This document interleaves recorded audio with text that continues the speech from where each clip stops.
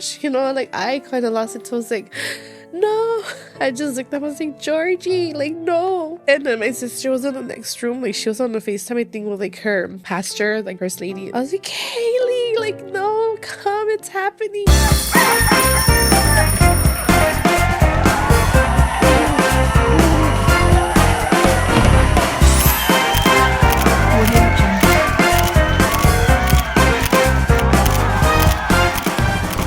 What is up, everyone? I'm your host, Alannized, and this is Noche de Pendejadas, your favorite podcast turned talk show en donde yo traigo a tus personitas favoritas para platicar y posiblemente sacarle sus trapitos al sol. El día de hoy les tengo un episodio que yo sé que allá en casita ustedes están súper emocionadas de ver y escuchar. So without any further ado, please help me welcome my guest tonight, Erika Perez. Hola, amiga, ¿cómo estás? Bien, estoy muy emocionada, super excited and nervous like always. Pero le digo, amigas, que ahorita los nervios se le van a quitar, and as soon as we start talking about your story, which I feel like a lot of people están ansiosamente esperando el episodio de hoy, because from what you've shared online, you have such an inspiring story. You've gone through so much. Y yo estoy muy emocionado el día de hoy de poder tenerte aquí en mi silla para poder conocerte un poquito más. Y antes de que empecemos con todo eso, amigas, yo le voy a dar el micrófono a ella para que nos diga un poquito más de quién es y qué hace, for those of you at home que a lo mejor no la conocen. My name is Erika Perez. I am a mom content creator. I have 6 kids, 5 girls and 1 boy. I am 21 years old. Just kidding. I'm 32 years old, and I'm from LA. Haces un poquito de todo, and I feel like that's why a lot of people gravitate towards you, because you really do show them what a realistic mommy of 6 does and do. Y eso es lo que me encanta a mí, because you're so raw. Even with like your cleaning videos, or just in general con todo lo que has compartido con tus seguidoras, siento como que you really do give them like the raw deal, y siento que por eso te quieren muchos. Y pues yo el día de hoy, amigas, yo estoy muy emocionado de poder conocerla hasta más. So we're gonna go ahead and get started with today's episode. Vamos a empezar con tu infancia, because I feel like it's really important to be able to know someone and to get to understand someone. Para empezar desde el inicio, which is tu infancia.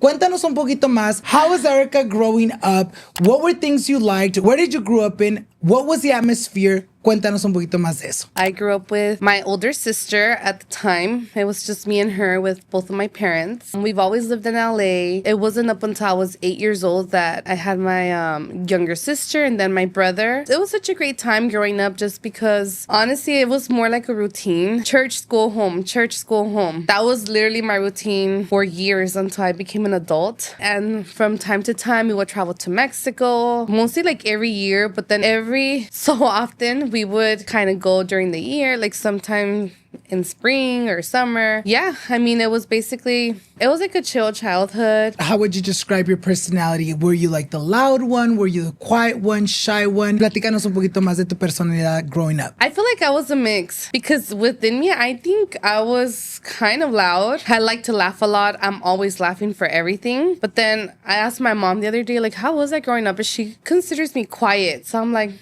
Like if I'm in a group, I kind of tend to try to make it more fun. I'm the one trying to carry the group, like, come on.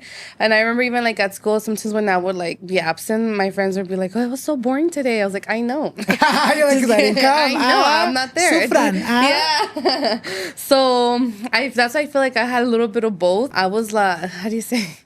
La que se portaba más bien between me and my sister. Just kidding. But yeah, like my sister, I think she was the one that kind of tried to test my parents. So I think I would see that and I was like, let me try to behave a little more. I was maybe scared of my parents, or I don't know what, but maybe that's what kind of like tamed me a little. But other than that, You're a good kid. Yeah. Up. You grew up in a very religious family. You know, Yes. Your dad was the minister of your guys' church. Cuéntanos un poquito más de eso. What was it like growing up, with a minister dad? What were the rules, and how strict was your childhood compared to maybe like other children around you growing up? I think as a child, it wasn't as hard. It was more when I started growing up that I realized the difference between me and other like the kids around me. Like I said, I think I've always been like in close circles. I've always had like the same friends and things like that. We had church Sundays, Tuesdays, Thursdays. Those were like the actual services that we had. Wednesdays were prayer nights. There was like a lot of participations. Like there was a dance team, not like like it's called banderistas, like with the tambourine. Okay. And I was like part of that praise team, which means singing, choir. So I was basically in church like every single day because it was practice. Like Monday was this practice, Wednesday was this practice, you know. So Te la pasabas en la iglesia todos los días. Todos los días. In the morning, just wake up, go to school, come back, probably eat, get ready for church, and then go do whatever I had to do at church, come back, sleep, and like repeat the routine. Did you enjoy it, or was there times where you're like, ay, hoy no quiero ir a la iglesia, hoy no quiero ir a hacer esto?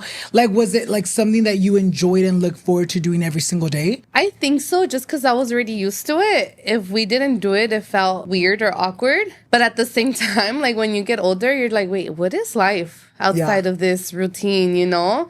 So for some time, I remember like my senior year, it was probably the year that I was the busiest because not only was I involved in church and school too, I had like 4 AP classes. I was in the soccer team. I'm embarrassed because I wasn't even good, but somehow I was in varsity. I was so busy, and it wasn't until like maybe I became an adult that I was curious as to what else there was besides just that. So you never kind of questioned it, like maybe at school con tus amiguitos, like, oh, I go to church Monday almost every day of the week, and then your friends are like, oh, I only go Sunday, girl. No te ponías tú a pensar como like, oh, damn, like, why do they only go like once a week, and I'm over here like most of the week at church? Well, right now that you're mentioning that, I don't know what it was about church, like the environment we were in, that always made us feel a little bit like that's what everyone's supposed to do, and if they're not doing it, then they're wrong and you're better. Now looking back, I'm like, well, because I'm thinking about it and I don't ever remember feeling like I should have just gone once a week or this. Like I always, with my friends, I would just be like, wow, they just go once. They should go more often, you know? I don't know why I feel... You're like, no se quieren salvar.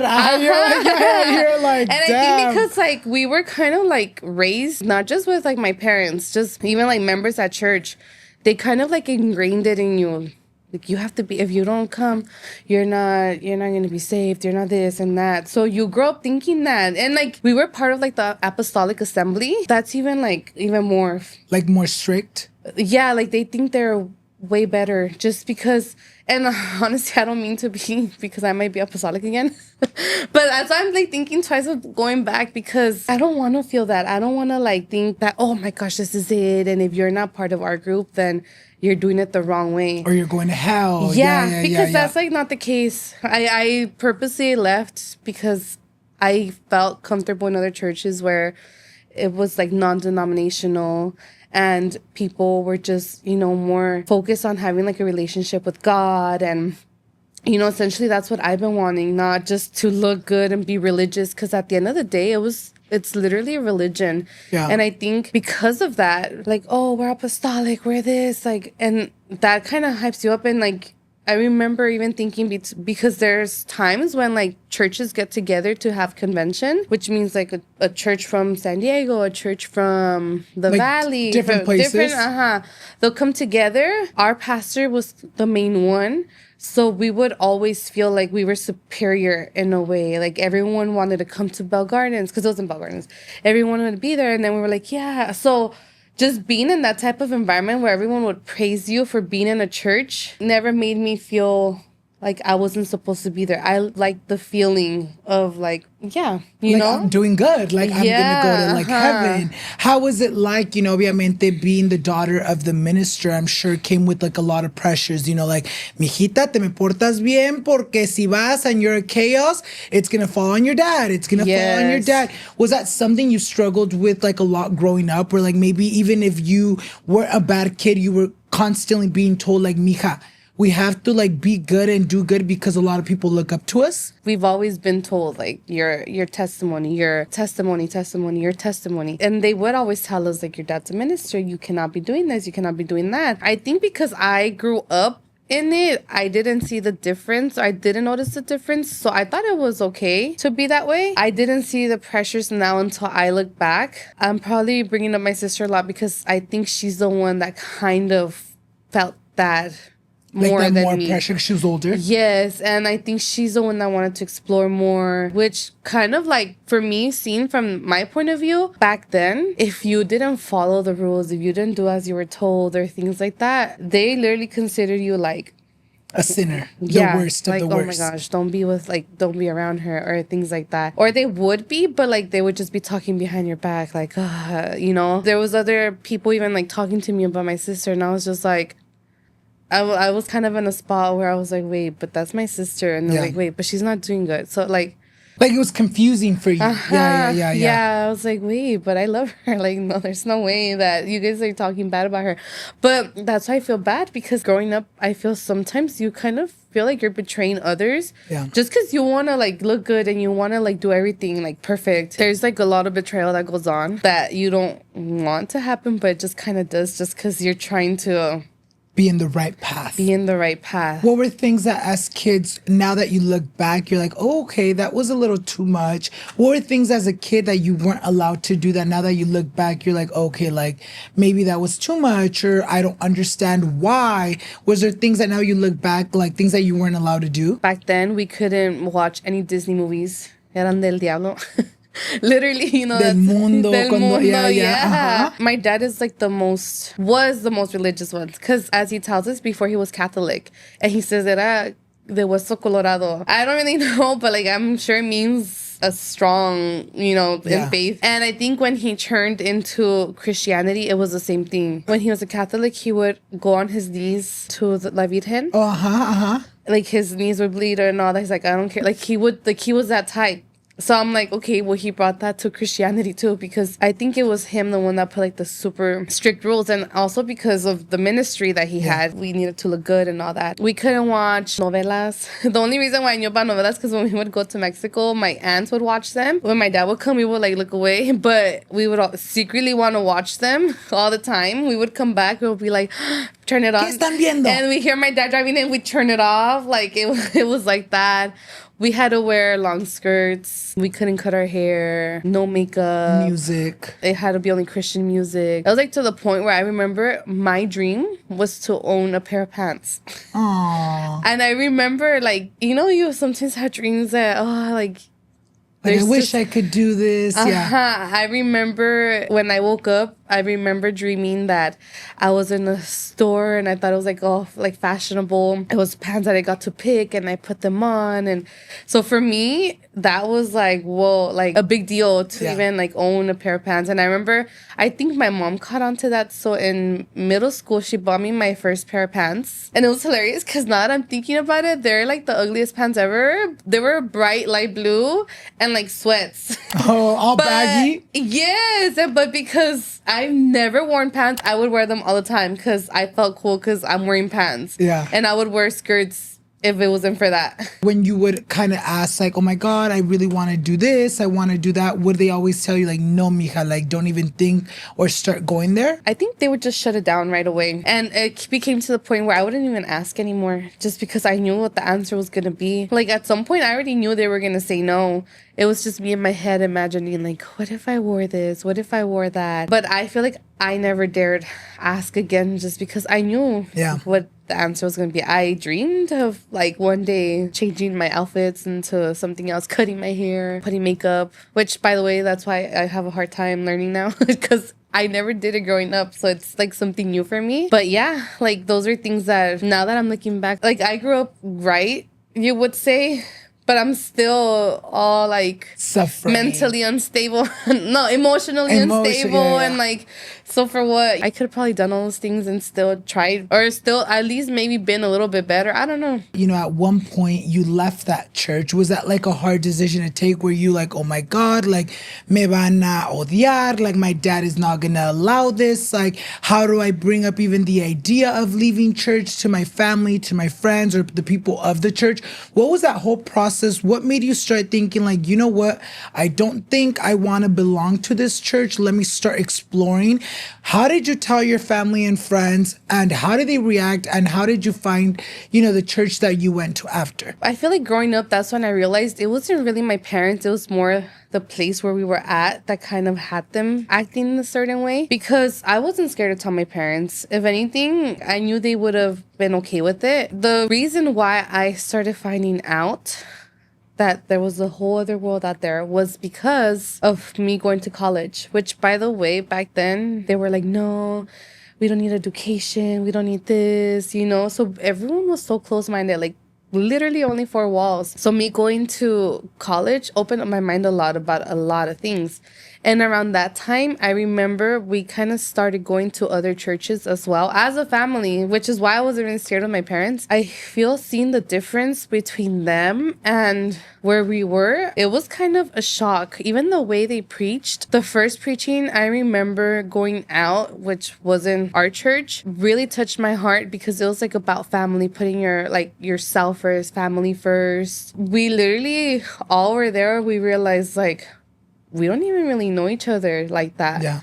Like, I'm with my parents. I know she's my mom, my dad. They take care of me. They don't fight. They're good. My sister's there, but I don't even know who they really are. I've never, actually sat down to get ask to know. those important questions. Because we were just, always busy, always at church, that we hardly communicated in that sense. That touched us all. So I remember even my parents wanted to start looking into other churches. That's when I realized they were more scared of the pastor and their reactions. So I was like, oh. So you guys were kind of doing that low key, behind their back? You're like, let's go explore, pero que no sepan. Yeah. And I think mostly for us, we didn't care. But since my dad was a minister, his testimony is also he can't be doing anything like that, know? To this day, he's there, so. Oh, he still stayed at the other church? They're still there, yeah. He cares a lot about what they're gonna say, and a lot of the decisions he makes sure that they will be okay with it. He puts them first before his own needs, maybe, or his family needs. I wouldn't say family anymore. At the beginning, growing up, I think it was before our family because, like I said, we wouldn't even communicate. We wouldn't even take the time to actually, get to know each other. But ever since we went to that church and we experienced that, we kind of started listening to more. And then, YouTube started becoming big. So then now you could watch them online. It's not you have to go, And then my mom also would listen to radio station, and even their minds started expanding. So when it came to me wanting to leave, I think they were like, yeah, do it for us, Yeah, you're like, you take the first thing. A ver cómo te va. Yeah, seriously. Yeah. So I think that's why I wasn't scared of my parents, because they were for me doing it. Yeah. And I do feel like I was kind of their little guinea pig. Let's see how they treat her, They've been there for a very long time, and I honestly don't know if they will ever get out of there. But I am at peace that they know now. They're not the same anymore. Even if they do stay there, I know they're opening up more. They're not the same like they used to. I think they realized that kind of caused a lot of emotional damage between my older sister and I. So they're open to it. They're open to us being out. They still want us to have a relationship with God, and their main focus is, to be stable in church and all that. But I don't know, they're more lenient in that area. Do you feel as you've gotten older, because, although I can't relate with, Christianity, but I grew up very religious, right? And as I started getting older, I feel I started questioning things. I started seeing that the way I see life, or the way I was becoming happy or being happy, was not aligning with how the church saw happiness or how the church saw things being right? So I'm assuming when you left, you were like, you know what, I still want to have this connection with God, but I also want to feel fulfilled. I also want to feel like I'm doing things with God by my side, but I'm doing them for myself, not for the people in the church. How important was it for you to build a one-on-one relationship with God, where you no longer feel the guilt, where you no longer feel oh damn, I can't make this decision because although maybe God is showing me signs que está bien, mija, but there's gonna be a lot of people judging me? Do you feel it was a journey for you to find that peace within your religion and your faith? Yeah. So I think for me, it was mostly realizing I didn't even have a relationship with God. I was going to church every single day of the week. Yes, there are moments where you feel his presence and all that, but it's just there when you're at church. I mean, I wasn't going crazy or anything like that, you know, but I never went out of my way to actually read the Bible. Or if I would, it was just because like every Sunday they would pass out like a roster. You had to write how many like chapters of the, not chapters. Oh yeah, chapters of the Bible you would read. So I would be like, like I would go to Psalms, you know, Psalms, like they're all short. Like, oh, I read 20. Like, I read all of it. Yeah. Because they're all so short. I realized now getting out that I never really had a relationship with God, like a genuine one. It was mostly me just appearing to have one and sacrificing all these things that made me have a relationship with God, but I never really did. So I remember when I first left, it was very difficult because I didn't leave like in the best terms. Like I said, my parents were for me leaving, but when I went to speak to like the pastors, they were the ones that were like, well, it's not gonna go well because having church just once a week, it is not gonna go well. So I kind of like had that in the back of my mind. And I really wanted to like prove them wrong. But going from a routine that I've had basically my entire life to just one day out of the week did kind of throw me off. And I think that was the part that was hard for me. There was no more stability I felt in me. So part of me was like, wait, what if they were right? What if like I have to be here to strive? I have to stay here and I have to like, that's the only way I'm gonna like be better and feel better about myself because I left. Now all of this is happening. So I think for a long time, that was a thought in the back of my mind because after that, I feel like my choices weren't as okay. They weren't the best. A lot of things started happening. I would correlate it to it's because I'm not with them anymore. I'm not under their coverage. I'm not under their umbrella. So everything terrible is because of that. I should go back. But at the same time, I was like too prideful. I was like, no, like I cannot show them that that they were right. Literally. Yeah. So, and then because I felt free, I think that is why it all started happening. Like I started doing more things that I would have never done before. I started, you know, finding myself. Yes. And that came with a lot of mistakes. Back then, you couldn't do a mistake. In my head, I never made mistakes, even though I know I did. But somehow you train your brain to think that you were perfect. Literally. And oh my gosh, I made a mistake. No, I can't. No, let me hide it. Like I don't think I ever was prepared or taught how to get through a mistake because we couldn't make any, you know? And then back then I would think, oh, when you sin, it leads to another one and it gets bigger and it gets bigger. Which I could see part of it coming true just because, like, for example, like a lie. A little white lie. Yeah. Se hace una más grande to the point that you're like, oh shit, I lied too much. It got so big. Yeah, like, oh my gosh. Wait, not thinking about it, I'm so sorry, but it just reminded me that Summer almost got arrested once. I'm like, what? I'm like, the little girl that's right here. I'm like, queso. Can I just tell him? I know she likes me to say it. Just kidding. But we were once in the park. And then I could see her playing. I know she's like at an age where I could see her from far. I don't have to be there, you know, like following her. I guess it was like a group of kids. But before I knew it, I saw like a cop pulling over. And then I saw her like take off. But what was weird to me, I was like, Summer. Like I was calling her. She was ignoring me and walking past her. I was like, Summer. And then I was looking at her and then I looked that way. I was like, why is there a cop following her? Like it took me a second. Like, is there a cop following her?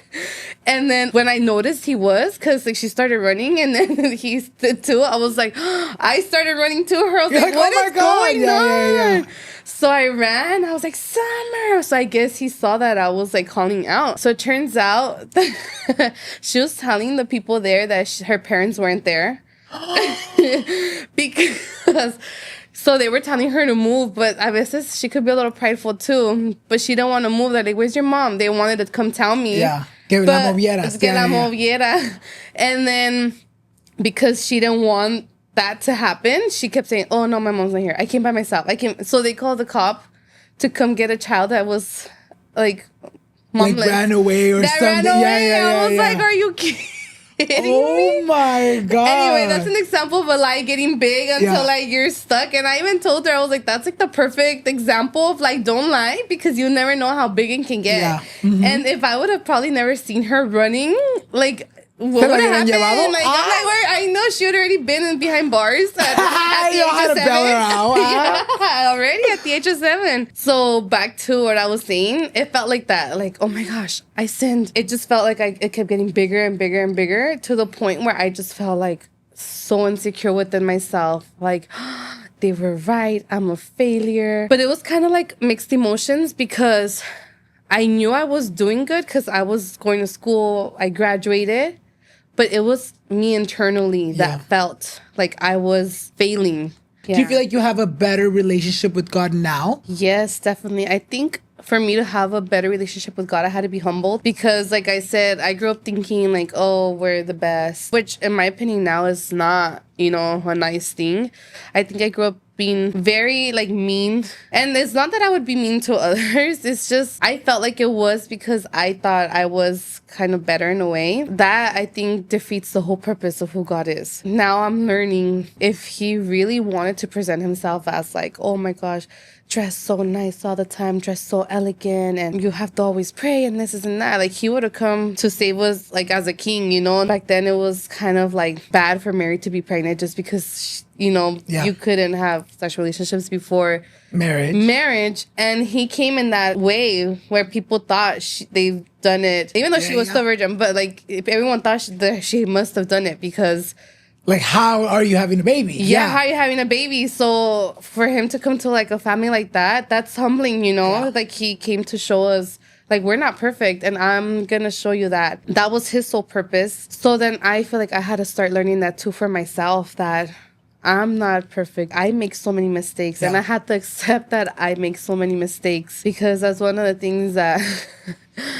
I always would get into an argument with my husband because he's like, you always think you're so perfect. It's like, I know I am. I'm just kidding. The truth is we're not. It just all goes back to church because I feel like that church wanted to be portrayed as perfect too. And to this day, I think that's why we grew a lot of resentment because we're like, we know you guys are not perfect. Like, so stop pretending, What piece of advice can you give anyone watching that right now feels stuck within the religion and how they want to live their life and, be happy within themselves and their relationship with God? What piece of advice can you give anyone watching that is currently or has been in a similar situation like yourself growing up? I recently heard this last Sunday from the pastor. The only way you can actually grow closer to God, is, I know it sounds so cliche, but he kind of like brought up a good point, how the Bible is kind of a reflection of us. Like, it's probably the first time I ever felt it that way. I know it's filled with a bunch of stories, but a lot of the people there also did mistakes, and he basically chose the ones that weren't even top tier or whatever.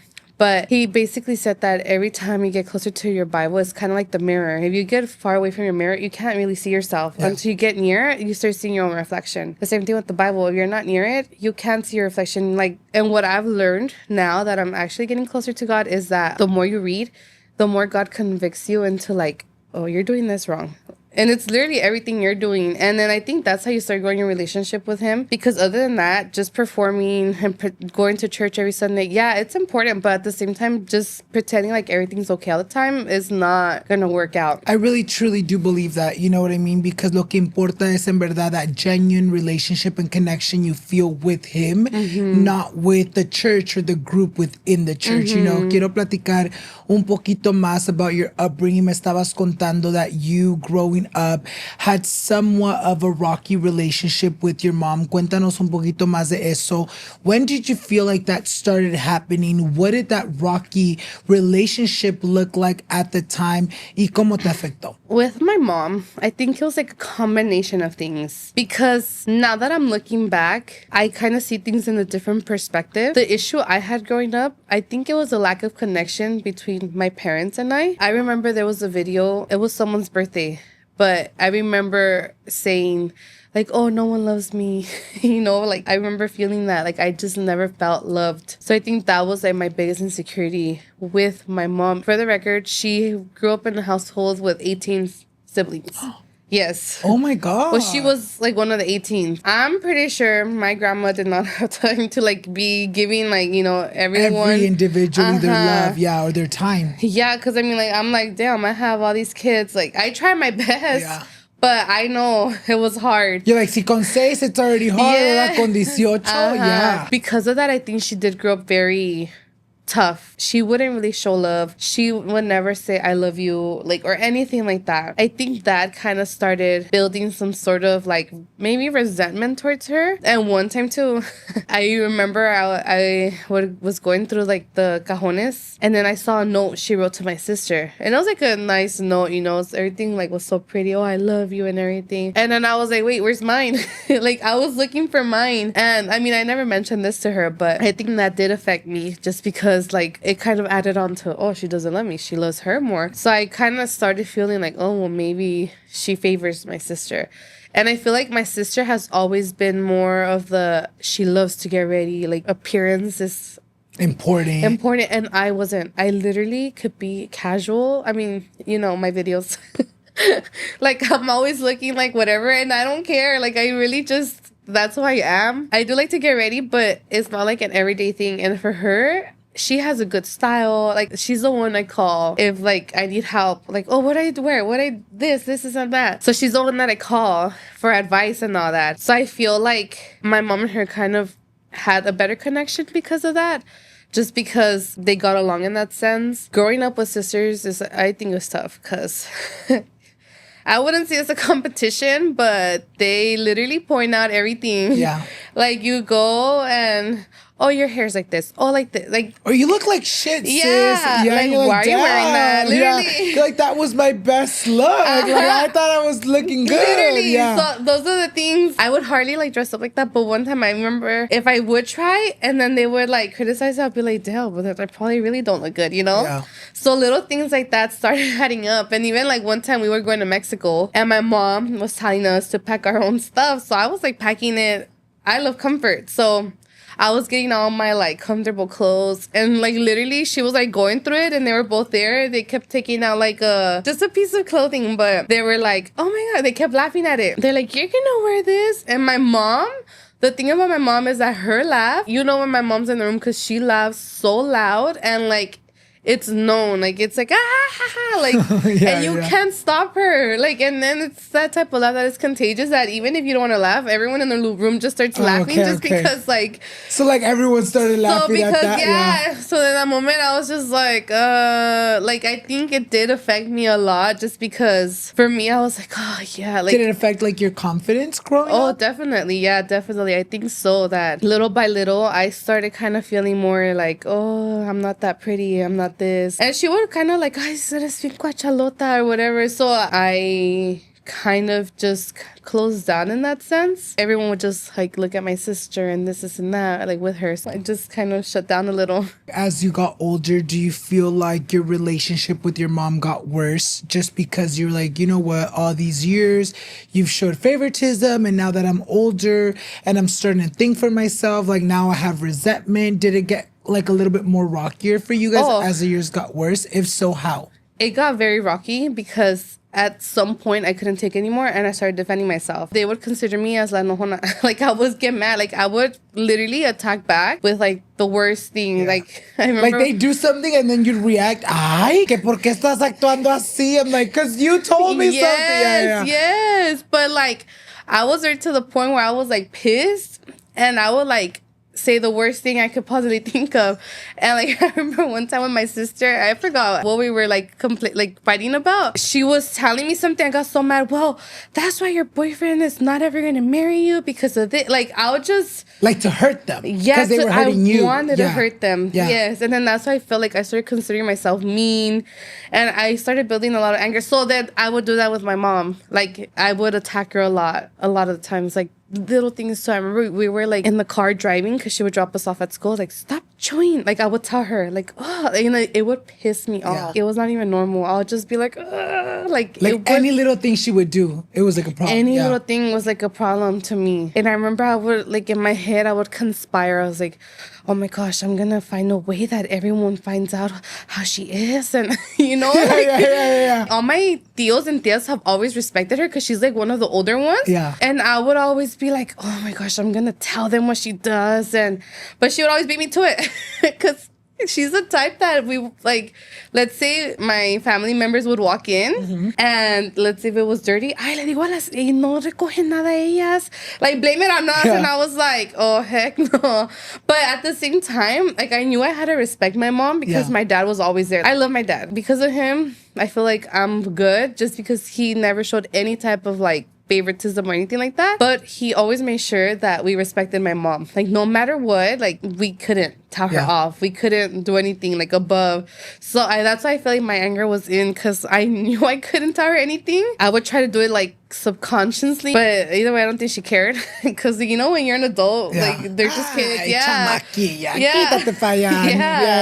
But in me, I was like, oh my gosh, like, I couldn't take it. Would you ever have conversations with her where you would be like, look, mom, like, I'm acting this way? Because, you know, like I was saying, that little example I was giving you, like, a lot of the time there's parents, siblings that will, like, te cucan, and they'll be like poking at the bear, and then when you react, tú eres la mala, tú eres la agresadora, you're the one that is mean, even though they've been mean with throwing little, like, jabs at you. Like, did you ever, like, one day you're like, look, mom, like, I'm just tired of the way you guys treat me, I feel like you love my sister more? Did you ever kind of tell her how you felt? Maybe it wasn't necessarily with my sister. I think when I also started speaking up more was when I had Summer. My sister and I had babies like 6 months apart. So, like, her son was born in March, and then Summer was born 6 months later. And I think because he was like the first one too, she kind of connected with him more too. It's obvious because every single person like noticed too. Like, and the thing is, it's fine. Like, now I'm an adult. I'm not gonna be like, oh my gosh, you know. But me, my thing with her was, just admit it. Like, I would tell her many times, like, mom, try not to be like that with Summer. Like, give her more attention. I no, ustedes nomás exageran. Like, I think she never wanted to admit what she did, and she would just continue. So same thing, probably me growing up too, the same thing. Like, I would try, but at the same time, it was hard for me to even want to communicate that with her, just because we never grew up knowing each other like that, or connecting, like, oh, how are you? Like, how was your day? Or what do you feel? Like, never. Like, it was not something that we did. So I didn't know how to open up. So my way of letting it out was lashing out. Like, because she also grew up like with that strong mind and mindset, she wouldn't pay much attention to it. She would just be like, it's not a big deal, brush it off. So because it wasn't a big deal to her, I kept getting more upset. It's like, just listen to me, like, just acknowledge it, and that's fine. I'll probably heal from it faster, you know? So I just had to, like, heal on my own. Like, she was a great mom. It's just the fact that I never felt like she listened to me, or I never felt like she tried to understand me. That was my big issue and clash with her. Like, I would fight, and I think that's how I would feel bad after, because out of all of my siblings, I'm the only one that would make her cry. Like, I remember one time, I forgot what our fight was about, but I remember she went to the car to cry, and they were all like, oh my gosh, you see what you do? And I was just like, yes, I'm the mean one, you know? But at the same time, I was like, I don't know what to do. Like, what do I do with this anger? Like, I didn't even know. Like, I felt bad. But at the same time, I was like... It was like years of bottled up emotions for you too. Yes, That was like the struggle with her. Would like let it out in many different ways that I'm not proud of. And we always laugh about this. My sister, I don't even remember how old I was, but it was 20-something. She's like, because she still hit me at like... I was already like an adult. But because she was so mad. Like, we were like in a heated argument. And then my dad says, porque las dos son iguales. We would literally fight. And no me dejó. Y ella menos. Like, she has to be right. She's a mom. And it got to the point where she ended up spanking me. I was like, oh, heck no. You're like, I ain't doing this. I was already an adult. And my sister to this day, she's like, well, you still got hit. And like, I forgot how. If I ask her, she'll probably remember the age. But I was like, it's just my mom. What did you do when she hit you? Nothing. I have to pretend like I didn't care. Dude, you just beat me up right now. Yeah. No me duele, pégame más fuerte para la próxima. Literally. Yeah. And you're all freaking bruised up. And you're like, damn, there that for a was whole hard. month. I'm just kidding. Literally. Do you feel like the relationship with your mom has gotten better over the years? How is, your relationship with her now? And what do you feel like happened that started creating that like acercamiento with you guys? So I think what started getting us better is having a lot of kids myself. Just because I just felt the difference. When I just had Summer, it was all my attention to her, But now that I have multiple kids, I'm like, oh, like I understand her why she couldn't give me as much attention. More of the sacrifice too that she would do kind of just overpowered the feeling I had. It takes a lot taking care of kids, bathing them, feeding them, doing their hair, and still being a wife. Yeah, like waking up at night and, they take turns. And then I just go back to her, like when we were sick, how well she took care of us. And for me, I look at them, I'm like, I'm so tired. I don't even want to be up, But like, she did it with love. Like she would go extra and things like that. So I was like, wow, like she did care for me. Like I just wanted it a certain way, but it wasn't gonna happen just because she is who she is. Yeah.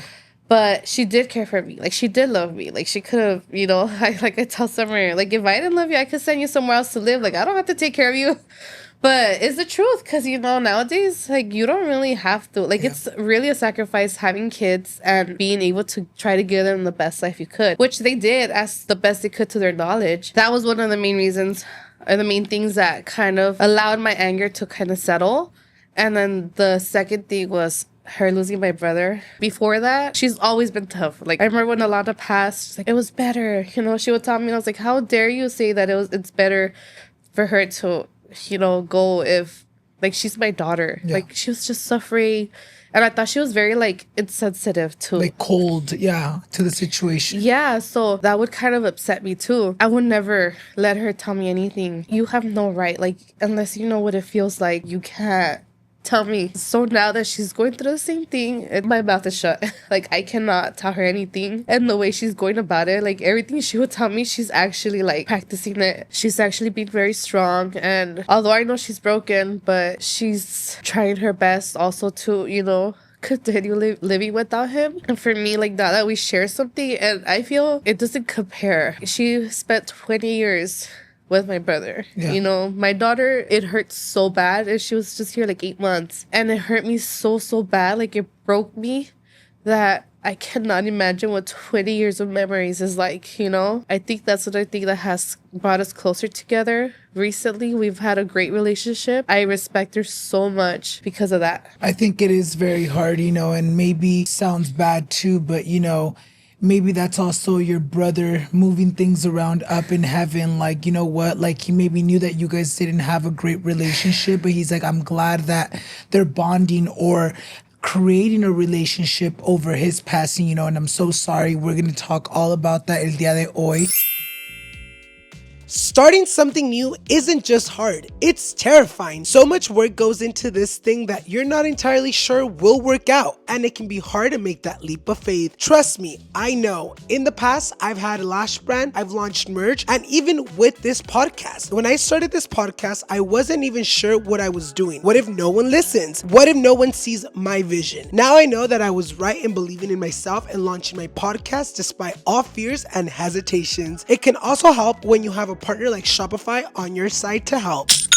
Shopify is the commerce platform behind millions of businesses around the world and 10% of all e-commerce in the US. From household names like Aloe Yoga and Rare Beauty to brands just getting started. Get started with your own design studio with hundreds of ready-to-use templates. Shopify helps you build a beautiful online store that matches your brand style. Get the word out like you have a marketing team behind you. Easily create emails and social media campaigns wherever your customers are scrolling or strolling. Best yet, Shopify is your commerce experts with world-class expertise in everything from managing inventory to international shipping to processes, returns, and beyond. I love Shopify, amigas, porque en verdad que sí hace owning a business so easy. In the past, when I've had my lash brand and also whenever I'd launch merch, I've always used Shopify porque hace todo super fácil. It's time to turn those what ifs into with Shopify today. Sign up for your $1 per month trial today at shopify.com/Alan. Go to shopify.com/Alan. That is shopify.com/Alan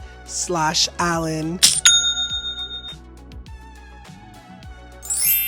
Ahorita que andamos en el tema de moms, yo quiero platicar un poquito about your motherhood journey. Para los que no saben, amigas, you are a mommy of 6. Y yo quiero saber todo de eso, pero antes de que empecemos, with the conversation of you becoming a mom for the first time, yo quiero saber todo, amigas. So vamos a empezar del inicio. Yo quiero saber cómo conociste a tu husband. What was your first impression of him?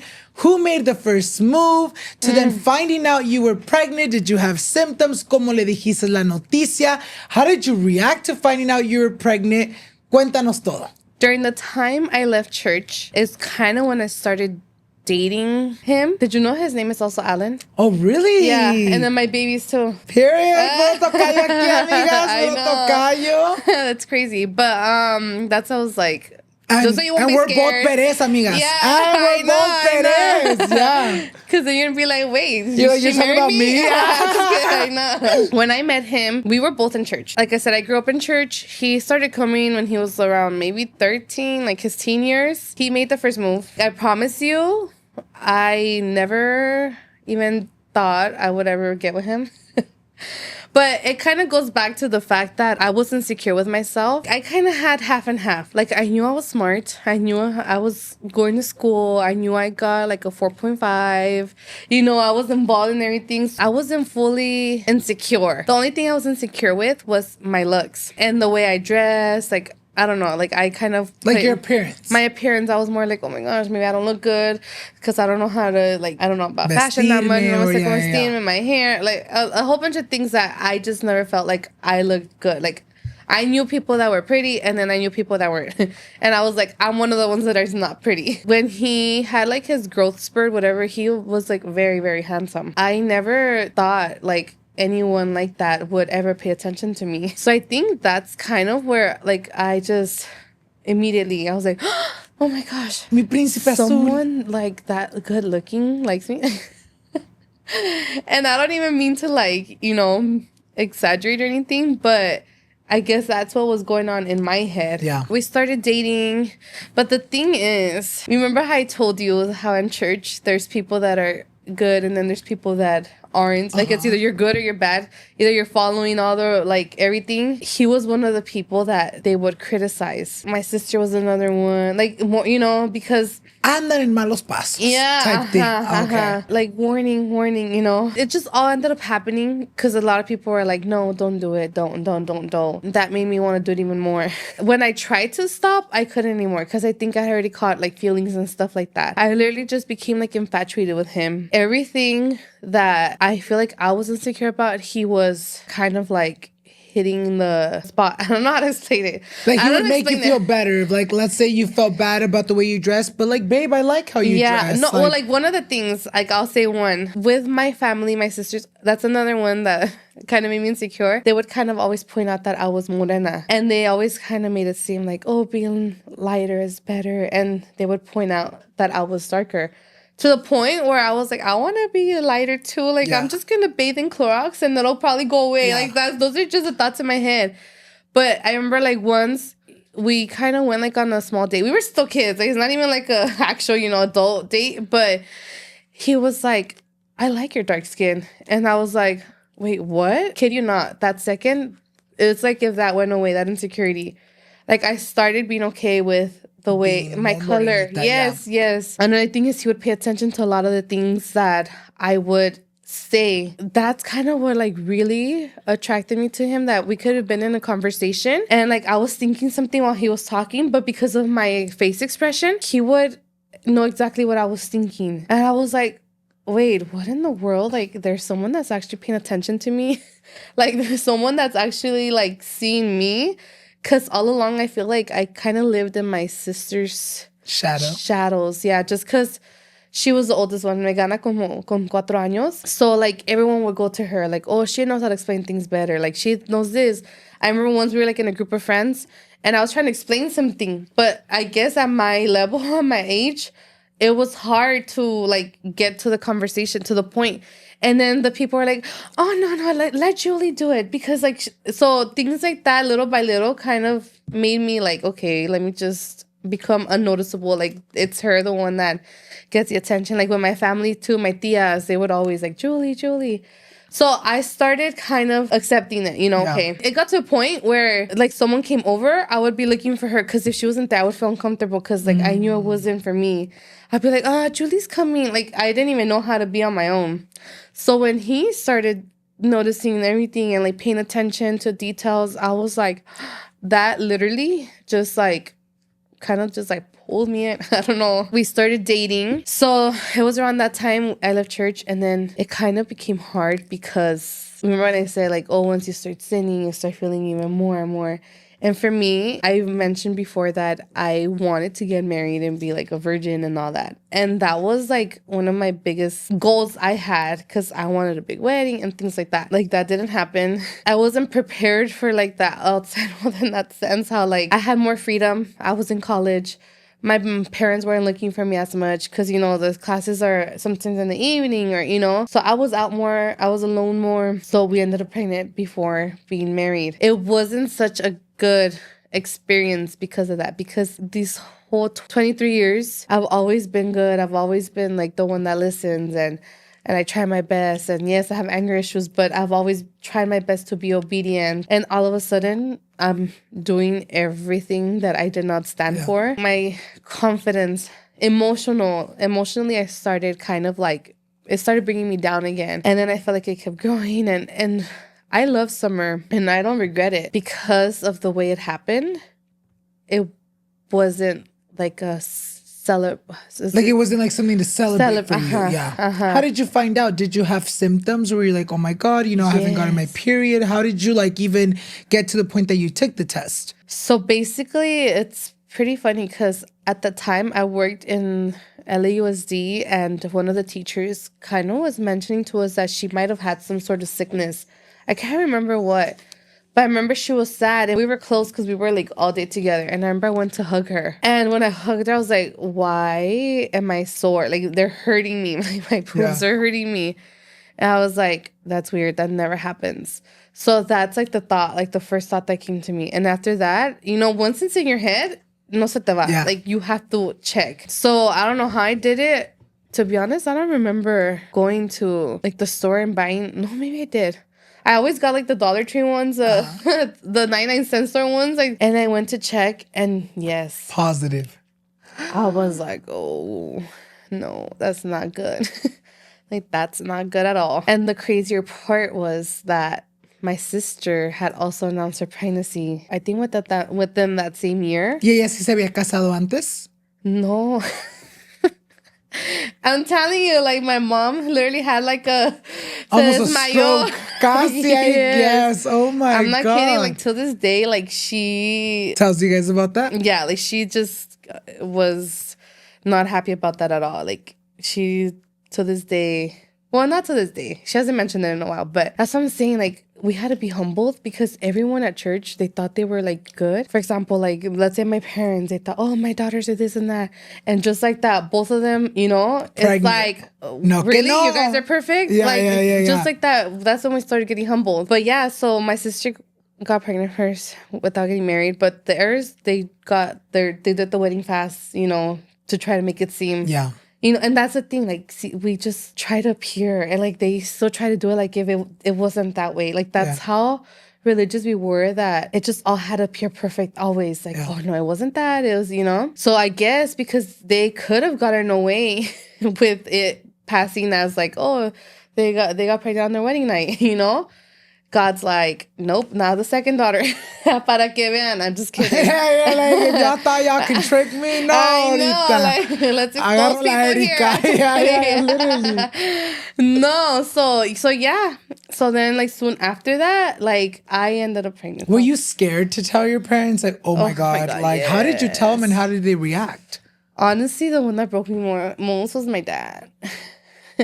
It's because I feel so bad. Like, I know it happened that way, but at the same time, I still feel terrible. I remember after my sister, like, after she announced it, he literally had a talk with me. And he, like, literally sat down and was like, no quiero que hagas lo mismo. Tienes que cuidarte. Like, tú, like, in other words, like, stay a virgin. And in my head, I was like, you should have had this conversation with me sooner, cause Yeah, a couple of years ago, Dad. No, and the thing is, I literally was trying my best to like. So it had just happened too, and I remember I had just started feeling terrible because of that. I promise you, I was trying my best to like. It was my wish, my goal too. So when he told me, I was already like, in my head, I wasn't pregnant yet, but like I was just like, oh my gosh, like I should probably listen, you know. But I didn't at that point. Like my dad just came to my head, like when he had that conversation with me, and it literally broke my heart. I was like, no, like how could I do this to him? Like how?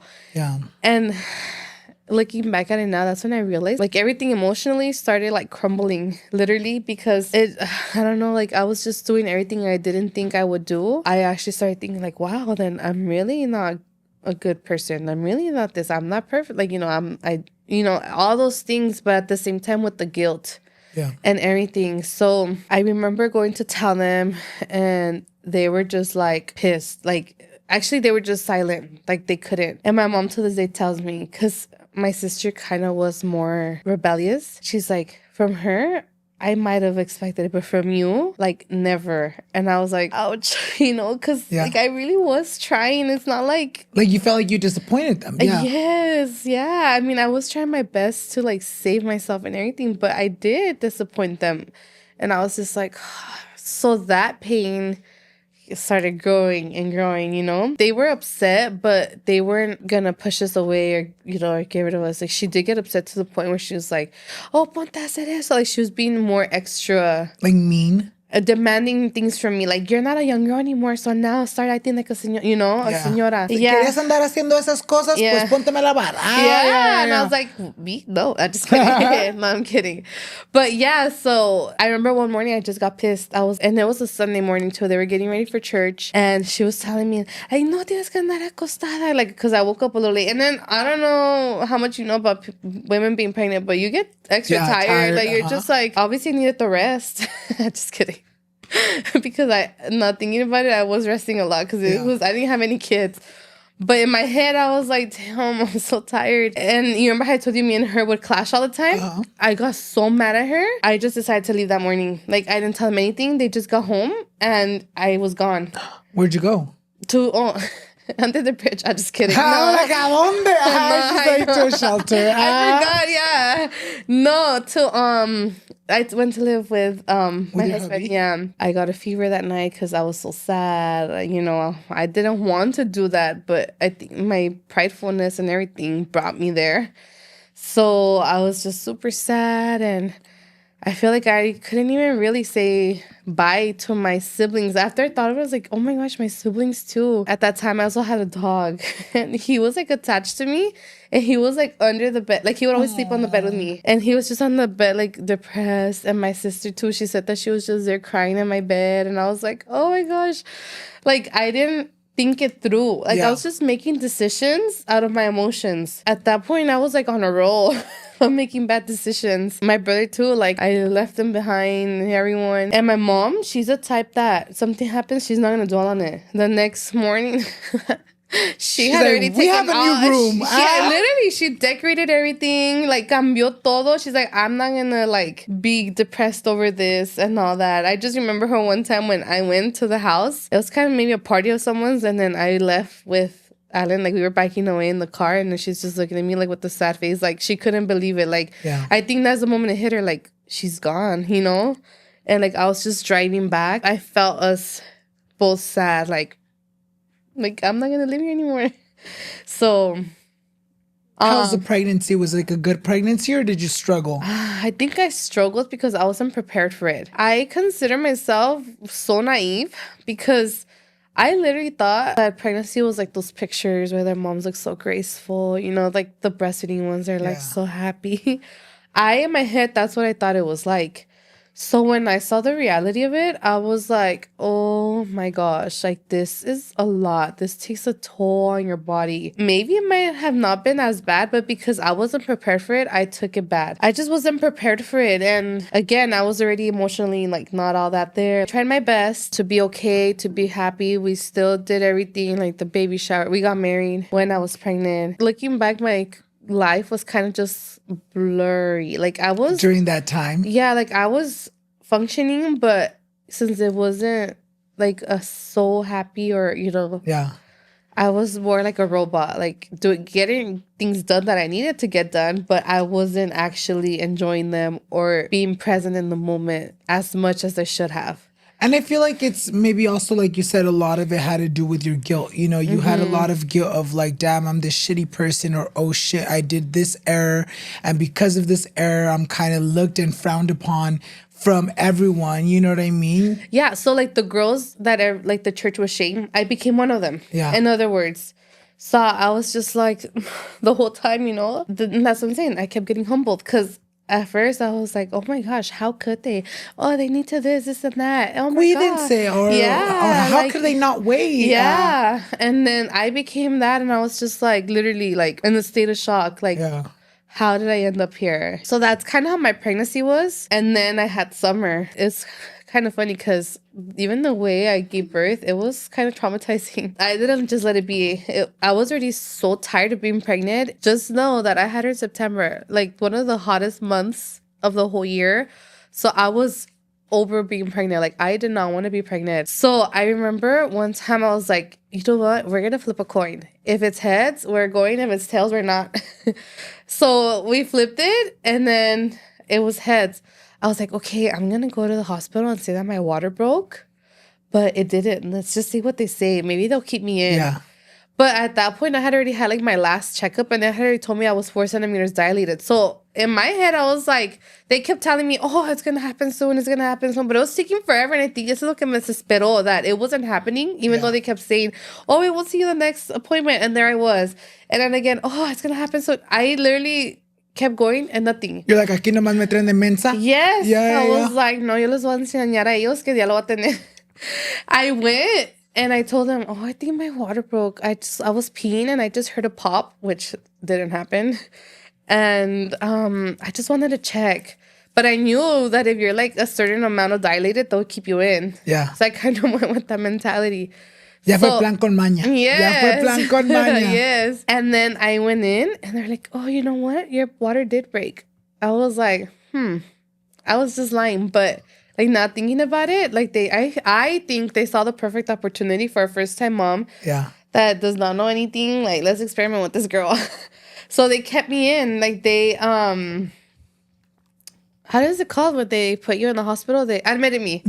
So they admitted me into the hospital, and I was really like, oh my gosh. And I remember like walking into the hospital, I just hear like a lady, like yelling, and I was just like, maybe I should go back home. Like that was my first sign to go back, but no, I didn't. I was like, I'm gonna do this. So yeah, they had already admitted me, and they had to do the Man, ya se me está pasando todo. I haven't been pregnant in a long time. You're like, that's been a long time. Yeah. No, when they induce you. So they started to induce me. And it took like 30-something hours, like almost 2 days. Shit. Yeah. Because it's like a process. And then since when you're a first-time mom, I think it takes longer because your body's not used to it, like to open up. Según yo, I wanted to have summer with no epidural, no nothing. And as soon as it started hurting, I was like, oh, heck no, give me the epidural. Denmelo ahorita. Yeah, and then even one of the nurses was just like, you don't win an award for not getting an epidural. So I was like, okay, you're right. Let me give it to me, You're like, you don't? But honestly, now looking back, I was like, oh, I should have. Don't be saying it fucks up your back too, like the epidural? Mine is really bad. Yes, like, don't get it. I just If they offer it to you, get the award. You do get an award. Yes. Que no te duele la espalda years later. Yes. Because I do have a lot of friends that have gotten epidural, and they tell me like, oh, dude, like my back's so fucked up. Yes. That's crazy. So you become a first-time mom with Summer, and then Couple years later, you get pregnant with twins, you give birth, and literally 4 months after you give birth to your first set of twins, you're pregnant again and with twins again. ¿Cómo te das cuenta? What is your reaction? Are you like, oh my God, like I just had twins, now I'm pregnant and they're twins again? ¿Cómo le voy a hacer si apenas con las dos que me nacieron no sé qué voy a hacer? How was that whole experience for you? How did you find out? How did you tell everyone? Were they shocked? Cuéntanos todo eso. Honestly, it was terrifying. We're literally in the bed like they're babies. No, you know what? This is how I found out because I went to one of my daughter's helmet appointment because her head wasn't shaped that well. So she was wearing a helmet to reshape it. And on the way back, again, like my boobs are the ones that always tell me. I'm like the girl from Mean Girls. Yeah. I think I'm pregnant. Yeah. So I remember even on the way back home, I was like, I'm just going to get the test. And then I did, and I was just like, no way. I remember I had them in the bed, the both of them with their little heads just looking at me. I was like, oh my gosh, like, how can I? But then in my head also, I was like, if it's just one, it's going to be easy. Because I just survived all, like, two girls. It was crazy, by the way, like, training them. But I've learned that when you sacrifice yourself in the beginning, it ends up being better. So I think I was already in a routine with them when I was comfortable. Like, I could just leave them in the crib. Y ellas dormían solas. Like, they had everything was good. Like, their routine was good. So that's how I was like, if I did it with them, I can too. Not that I wanted to be pregnant, but that was just me, like, trying to make myself feel better. I go to the doctor. The first appointment, I think it was around 8 weeks. The doctor was scanning me. Like, oh, yeah, your baby's good. Everything's fine. But your placenta is a little big. So we'll just have you come back in 2 weeks just to make sure everything's fine. But so far, the baby looks healthy. I was like, okay. And then I remember going back home. I was like, oh, yes, it's just one baby. Like, everything's going to be okay. Like, thank God. Yeah. Yes. So I went back at the 2 weeks. He was also doing the scan. And then he was already finishing up. And then I was the one that saw something. I was like, what is this? Like, I kind of saw something under because he kept focusing on the baby, but I saw something kind of like lower. And then he moved is it a stethoscope? No. I don't know what it is, but he moved it like to scan lower. And then he was like, it's another heartbeat. I was like, you're like, no way. I literally was in denial. I was like, no. He's like, yeah, it's another heartbeat. Have another baby. I was like, no way. Like, literally, I could not. And then he was like, oh, you like having your kids in wholesale. I think he said wholesale. Yeah. Or it's like 2 for 1. Yeah. And I was just like, I was literally in shock. I was like terrified. Twins is actually really hard. And then I was like, another. And then the thing is, like, the other girls are still small too. But I remember I went back. I mentioned it to my husband. He also was in denial. And I remember he just looks at the twins. He's like, no. Like, no. I'm not going to lie. Like, the first months, I was a little depressed. With like knowing like what was gonna come. I'm telling you, like, things just kept getting worse because at the 20-week scan, that's when they told me about Alana, that her stomach looked extended. So I thought it was like one of her kidneys. But obviously, like, when you do the ultrasound, you can't see every single detail. Yeah. So they'll just say like the gender or whatever they see. And I remember when they did like some sort of test, it also came back like abnormal. They didn't know exactly what, but it was just abnormal. And they wanted me to do like the amnesty. I don't know. Where they poke you? Yeah. To get fluid. Well, actually, they did do it. But because también otra cosa que sucedió was that I had twin-to-twin transfusion syndrome. They were identical twins. They were in the same placenta. Both of them are surviving off of just my blood and oxygen. And then since they're in the same bag, they also rely on each other. Like, they had to pass it to each other. Like, that's how it goes in there. But like the nutrients and everything? Nutrients, blood, oxygen, everything. Like, one receives it and then gives it to the other one, and then it's like a cycle. Like, it just keeps going. But with twin-to-twin transfusion syndrome, one of them gets it all y like, no se lo pasa al otro. So Celeste was getting bigger, and Alana was not growing because of that. So what they do is they separate them, like the vessels, so that they each individually get it from me instead of rely on each other. So I had that surgery. And while I was doing that surgery, that's when they took that amniotic fluid. And because of the surgery, I ended up having them preemie because obviously you're already making a hole in the stomach. So, it's, you know, your body reacts, like it starts contracting, thinking like, oh, it's time, you know. And so I ended up having them prematurely at 29 weeks. And then when she was born, that's when they noticed that it wasn't just the kidney or the stomach. I remember she was supposed to come out first because she was 28, but they took out Celeste first, and it was like the smallest cry ever. Like, because they were still small. They weren't like full term. And then they were like, oh, now we're taking out twin B. And then I didn't hear her cry. I was like, what is going on? Like, I was freaked out. And in this delivery, no one was there with me because I wasn't expecting to give birth. I was just at the hospital thinking I was going to have preeclampsia and they were going to let me out the next day. And it was at 4 a.m. So no one was answering. My parents and my family were in Mammoth Lakes. I was there freaked out. And I think because I didn't hear her cry. And then I hate C-sections. I'm very claustrophobic. So when I can't move, I remember I tried wiggling my toes. I couldn't feel it. I lost it. I was like trying to get off the bed and they were like, you need to stay still. Your stomach's open. And I was like, I didn't care. Like, and they were holding me down and I got even worse. I was like, like, get off of me. Yes. Yeah. So literally they just put me to sleep. I remember just waking up in another room. And then that's when they told me about Alana, how she had Vector Association. Vector Association is when a baby is born with 3 or more anomalies. Anomalies are like birth defects. Her trachea was connected to her stomach. And then her esophagus just didn't make it to it was just higher up. So when she was born, when she tried to breathe, it kind of like popped her stomach because all the air was going into her stomach. So right away, like surgery. One of her kidneys wasn't working. The other one was working 20%. She was missing one of her thumbs. And in her other hand, the other one was connected, but it was just like dangling. Like it wasn't even like the bone. It was just kind of like a piece of skin. And then another thing that I kind of don't mention that much, but I feel like now I'm good to say because it happens, I guess, often, is that she also didn't have an opening for her like butt, which is why her stomach was being extended because the pee was just collecting and it wouldn't come out. So those are like the things that she had. And I mean, obviously it was hard.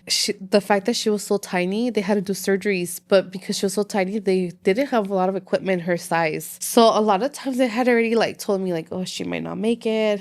I remember there was one time like this happened. Like it wasn't even a day that she was born. Hours after she was born, she had to have like her first surgery. And I wanted to be there. And yo con mi like cortada, I was like, I don't care, I have to get up. So I made sure I got up. I even followed her. And it was like hurting and everything. But like mama. I was like, I don't care. I was there. Yeah. And I remember before that, I put my finger and obviously their hands are so tiny. Like her little fingers just got my like the tip of my nail. Like her whole hand was the tip of my nail. And I felt that like her hold me. And then after the surgery, I saw her and then they had her like on a weird machine. It was like an oxygen machine, but it like shakes like and like hurt. And then I remember grabbing her hand and it just fell. I lost it because like she was unconscious at the moment because it was after surgery. Yeah. She was weak. I remember I was like, this is it, my daughter. Like I thought that was she was gonna pass away, and luckily enough, she didn't. She made it. However, her immune system was still weak. She was gonna need so many surgeries, including like maybe kidney transplants. They had to like check her insides so they could form everything properly inside so she could be able to use the restroom, so she could be able to pee. They had already connected her esophagus so she was learning to eat from her mouth because she also had a G-tube bag. That's where she ate from. So she kind of had like tubes, like 3 tubes, and they still wanted to add another one. I was like, no more. But yeah. You take her home. How did your life change and look like during that time? Because, you know, you have your daughter Summer, then you have, you know, your first set of twins, and then now you have another set of twins with one of your daughters needing extra care. ¿Cómo te cambió your day-to-day life? What was it like? You know, because I know she was very vulnerable to getting sick, so I'm sure you were like separating all the kids. ¿Cómo fue todo durante ese tiempo? Yeah, it was Very, very difficult. It's funny that you say that because right now there's people that randomly they see me with like the girls. They're all running around. They're like, your hands are full. Like, how do you do it? And I was like, if only you knew what it was like before. Because during that time that you're mentioning, it was a lot of work. I was basically a nurse at home, and even before she went home, I had to make a trip to the hospital every single day. Like, I could not miss because I had that thing, like, I need her to hear my voice every single day, be there, even though I couldn't be there that long sometimes, like minimum hour, like, so she could feel my presence. So even that took like a toll on the family, like, because there was even times where they would tell me like, oh, don't go as much. Like, she's fine. They're taking care of her at the hospital. I was like, no, I have to be there every day. And like, you know, sometimes like my mom and all of them. And now that they experienced that kind of like with my brother, I was, a veces me daban ganas de decirle, mom, déjelo ahí. Like, no vaya tanto. But like, someone always had to be there with him because like, you just have to, you know? Yeah. It was hard because like, I kind of had to like leave the girls for a little bit. My mom helped me a lot with them. She was the one that was like taking care of them at home when I needed to be over there. Before bringing her home, like I had to have like a whole training. Like we had to stay there, sleep at night. She was like on a schedule. She had different medications, like some in the middle of the night. During the day, they were all like, there was Bicitra, there was antibiotics, there was like a whole bunch. I had to give her shots at home. So I had to be trained for that. Going home, I remember that night when I got there, it was chaotic. There's like 3 babies over here needing my attention. They're crying. They're, you know, it's going crazy. Even she started crying because I think her whole life she was like in a hospital. So for her to like be in a place where like there's kids crying, I'm sure she heard other babies crying, but not like toddlers. She was also like, I think it was like a new place for her. So she was crying and I was freaking out because I remember before leaving, they were like, you have to like keep in mind that any little thing you need to go to the hospital. Like just because she's discharged doesn't mean she's not going to come back. Like she's going to be here often. Like she gets a fever, bring her to the hospital. If she's crying, she's not like the normal babies where like they're just crying. Like no, there's something wrong with her. You have to check.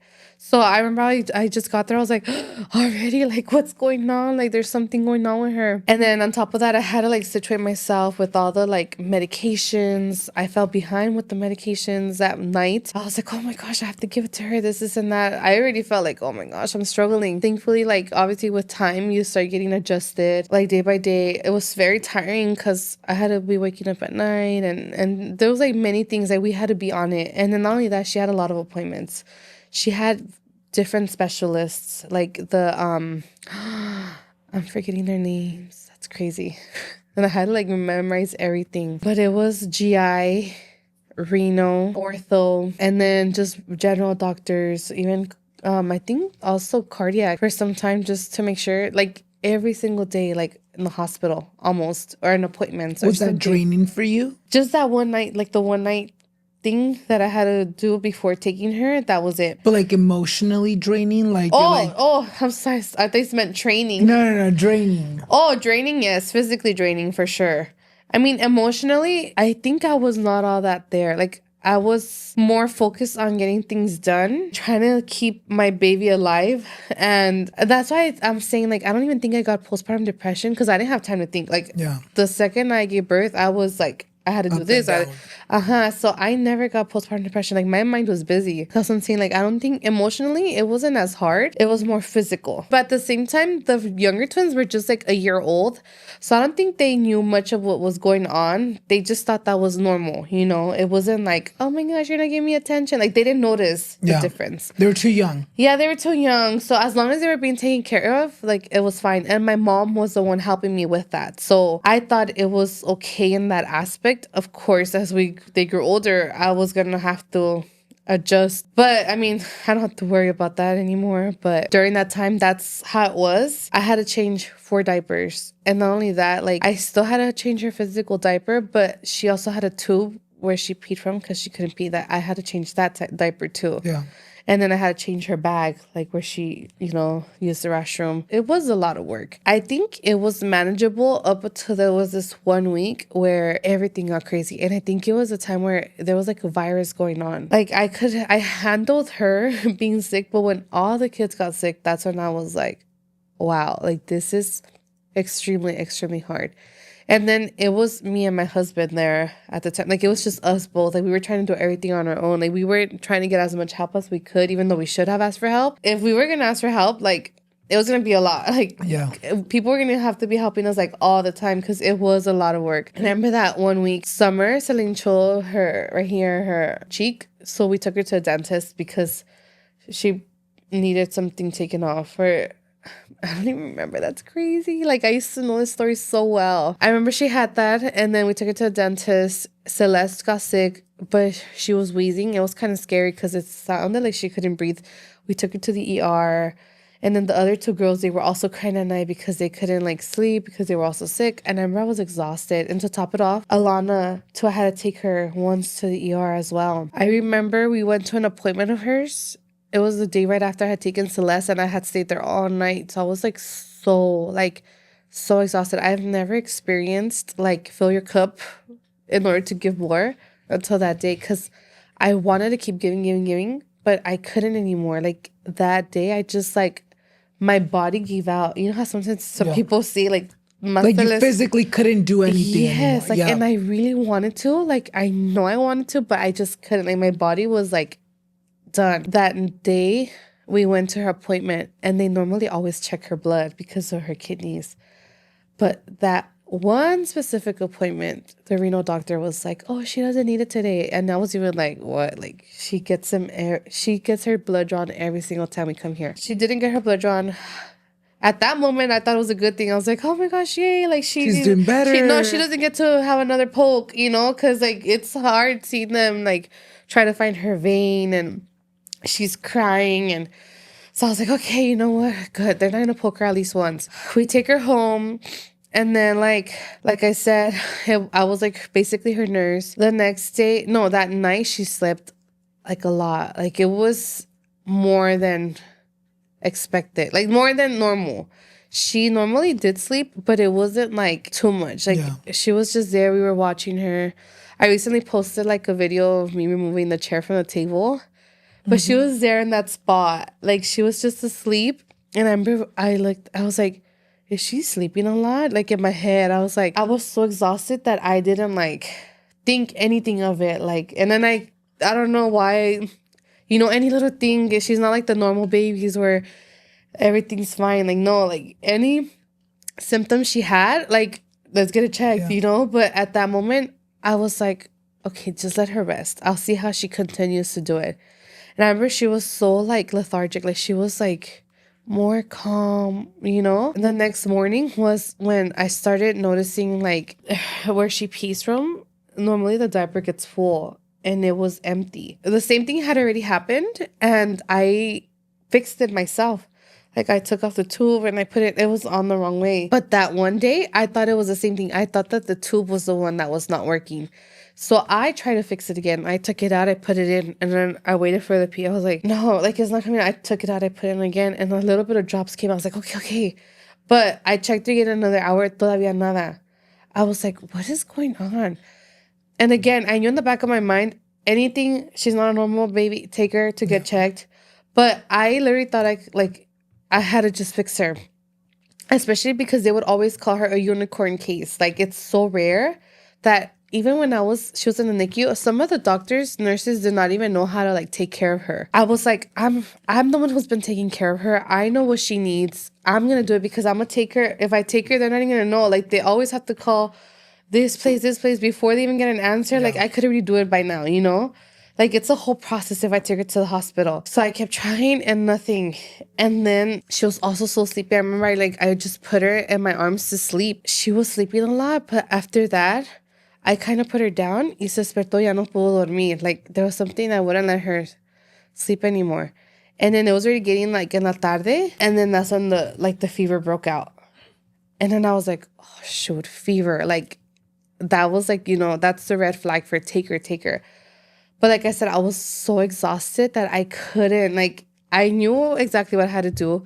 And I knew it was like another 8 hours in the hospital waiting. So in my mind, I was like, I'll send her dad to go with her because, you know, I'll just tell him everything they say. That way I could rest and I'll catch up with them, you know? Or I was like, she's going to come back. Because every time I would take her, she would always come back. I sent her with him. I tried to nap. I was napping. And that's when like I just got a call. It's in Long Beach. Every time it's Long Beach, I knew it was a hospital. So that's when they were saying like everything happened. Like, oh, you need to come. Your daughter hasn't been waiting for 20 minutes. And my husband in the back was like, she has a tube. I was like, what do you mean she has a tube? Like, this doesn't make sense. Like, every time I take her, in my head, I was like, oh my gosh, of course he would mess it up. You know, like, I should have gone. Like, this would happen when I'm not there. So what was going on was that her body was going under sepsis. That's why they say it's always important to treat infections, because when your body has an infection, if you don't like cure it, your body starts shutting down slowly. Like your organs start shutting down slowly. Okay. So that's what was happening to her. I thought it was because I wasn't placing the tube right, but it was the fact that the kidney wasn't working anymore because she was going under sepsis. So by the time he made it to the hospital, she went into cardiac arrest. And I think that's where I put so much guilt on myself, because if I could have sent her to the hospital way earlier and she would have still been there, you know? Like, she would have still been here. Like, that's one of like my biggest regrets, is not taking her sooner.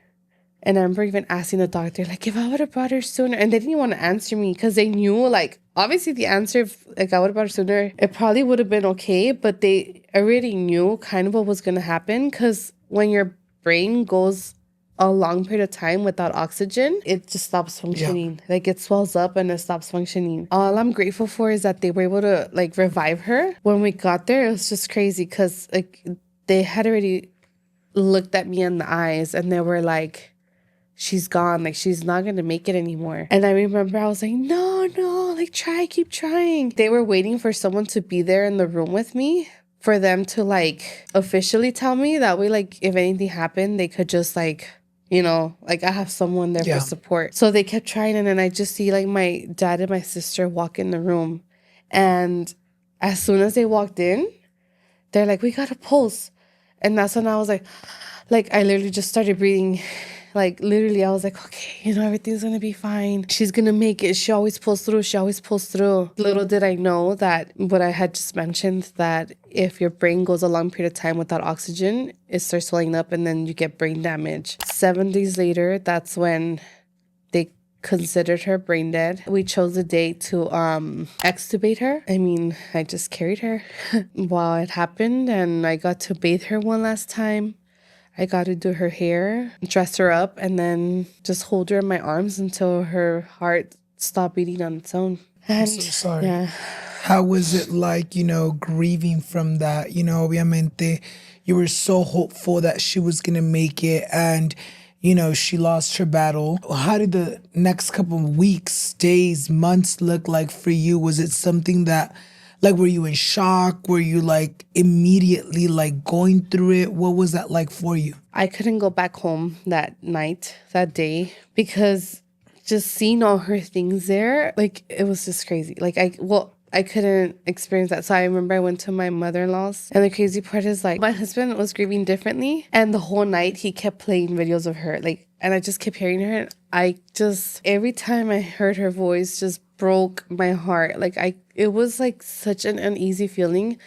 And I remember too, I had to leave. Like, we got away to, like, Escondido.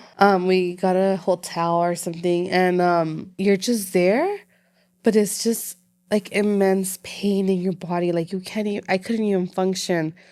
Like, waking, like, you want to go to sleep, but you wake up and then it slaps you again. Like, your daughter's not here. And then, like, everything just keeps replaying and, like, in my head, like, her body just in the gurney, and all the like nurses and everyone around, like, the chaos of that night, and just seeing her tiny little body there in the huge gurney. Not only that, when I had to go to the funeral home and identify her body, I mean, the huge gurney and her tiny little body wrapped in, like, a blanket. Like, even that was, like, a shock. But point is, those next months were just, like, terrible. Like, if it wasn't for my daughters, I would have tried taking my life. Like, it's just a thought that comes to your head. Yeah. that you're like, why am I even living anymore? You know, like, what's the whole point? Just like that, my daughters came into my head. And then I was like, we should just all go with her. You know, it's like crazy thoughts, crazy thoughts. Another thing is that I could not get rid of her stuff. Like, I could not remove it. I saw you recently remove the chair from the dining room, right? Yes. I thought it was time. It was hard because even like her medicines and all that, they were all there, like in the exact order and how I would put them and everything. But something in me just made me feel like it was time for me to start, you know, letting go of those things. I said my mom has a huge role to do with that just because I saw her do that with my brother. It's kind of different just because with him, his medical journey was way shorter because his whole life was a healthy boy, man. He grew into a healthy young adult. It was just up until like the last months that, you know, he needed medical help. So as soon as they took him, she got rid of all his, like, his bed, his, like, all the like things anything that reminded her of it. of him being sick. And I was like, wow, she was able to do it like right then and there. And then I was like, and I still have my stuff over here. And I was just like, I think it's time. I just felt like I was ready to like let go. It's about to be 3 years this month. Yeah. I've always hit it. Since she passed, I did not like April. Like, it just brought so much sadness to me. But I do feel like I am healing because I am at that point where I am starting to let go of things and things that I never thought I would. Like, I promise you, I was like, I'm going to rent out a place. I'm going to, like, a little museum for her. Like, the girls had to see all her stuff. But it's been hard. But I'm at a place where I'm starting to let go of her things. I love that for you, for your healing journey, because I know it must be hard, you know, for that constant reminder. And, you know, those are baby steps in your healing journey. And I'm glad that you're finally feeling ready for it. You know, platicamos un poquito lo de tu hermano. Y eso fue más reciente. Nos platicas that with your girl, it was 3 years ago. You recently just lost your baby brother. Cuéntanos about that, you know. ¿Qué tenía? How did you find out about his diagnosis? How did his and your family's life changed immediately after the diagnosis? Cuéntanos un poquito de eso. Last year, in the month of March, my brother went to the hospital because his eye was bugging him, and he even sent us a video. His eyes were fine, but the second he turned like this, both of his eyes crossed. And I remember when I saw that, right away, I was like, you need to go to the ER. But at the same time, we all just like easy fixes in our head. Like, it's nothing big is going to happen. All our family has been like that. We haven't been like sick people besides Alana. Like, she was born, you know, with her disease. But everyone else, like, we've all been pretty healthy, like nothing big. The same with him his whole life. He's always been good. We were like, okay, he's just going to go to the ER, come out. And then my mom was planning to go to Mexico, and you could tell, like, we all thought nothing was going to happen just because she left to Mexico. She was just like, oh, like, you know, he'll be fine. Like, I'll be back in a week or so, whatever.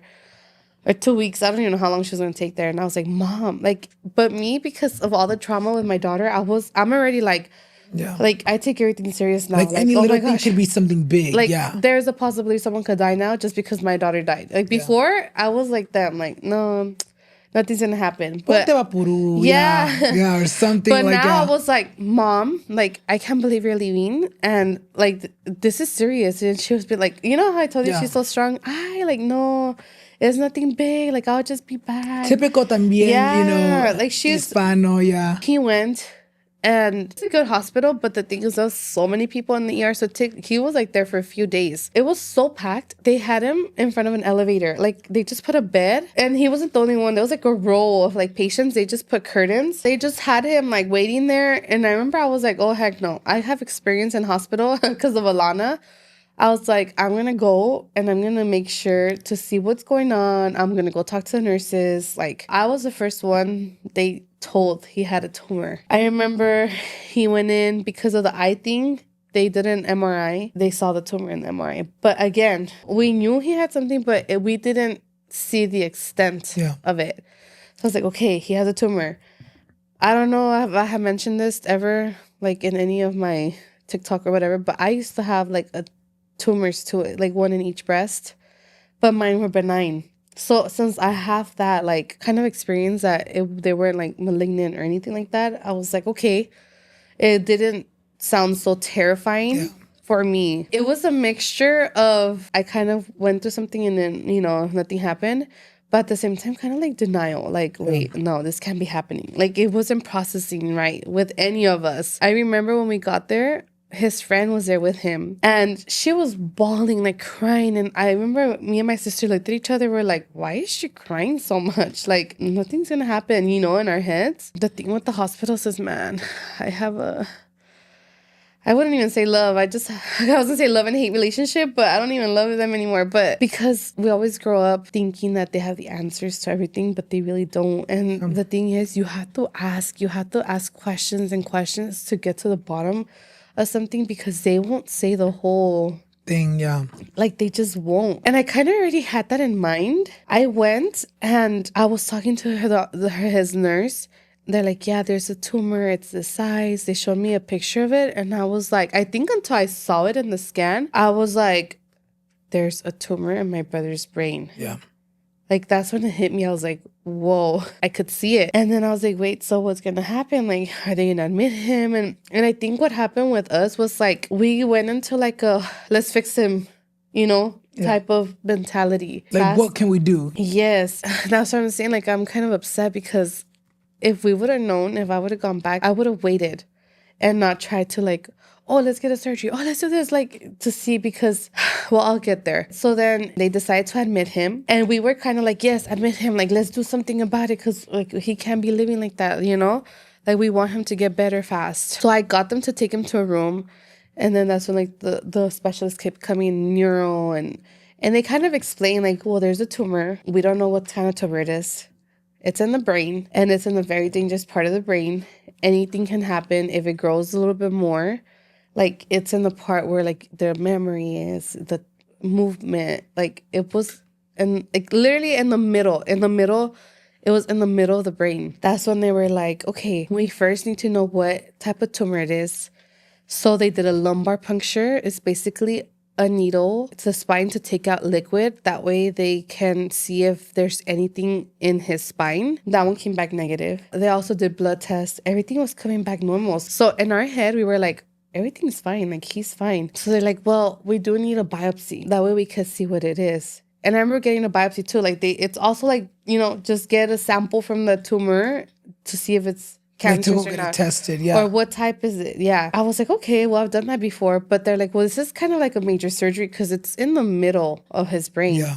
Like, they're gonna have to remove his skull, like, get in there, Yeah. It's kind of risky. It's intense. But for us, we were like, we need to find out. Like, we need to cure him. And then now looking back,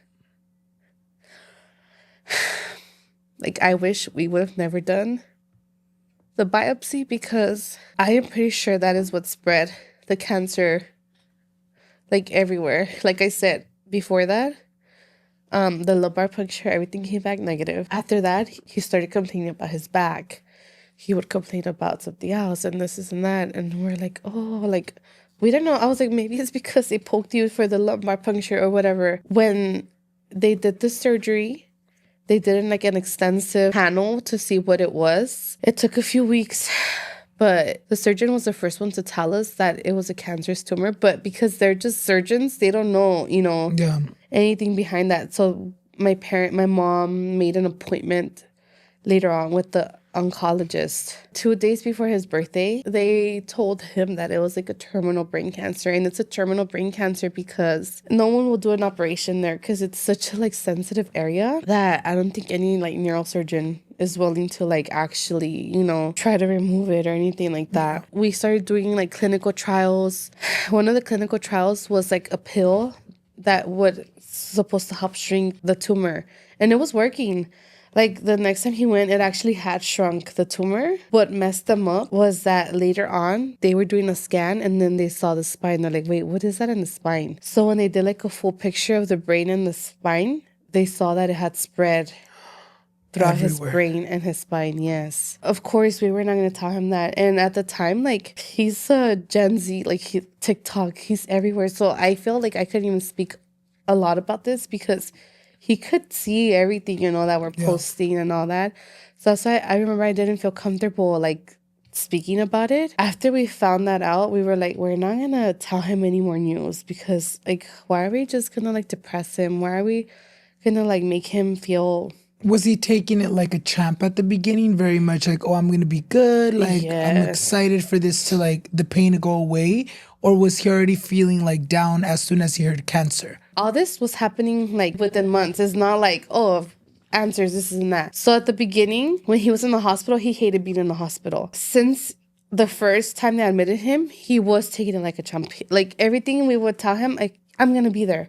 Oh, I'm going to be this. I'm going to do this.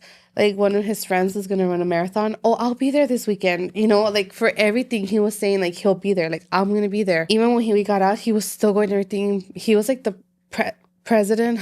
I was going to say he is. But he was a president in his university, like, the student government team. And he was really wanting to go back and help and all that, And then... Tenía muchos ánimos de seguir viviendo. And, like, his friend, like, his vice president just called me, like... I don't know, I think it was like 2 days ago.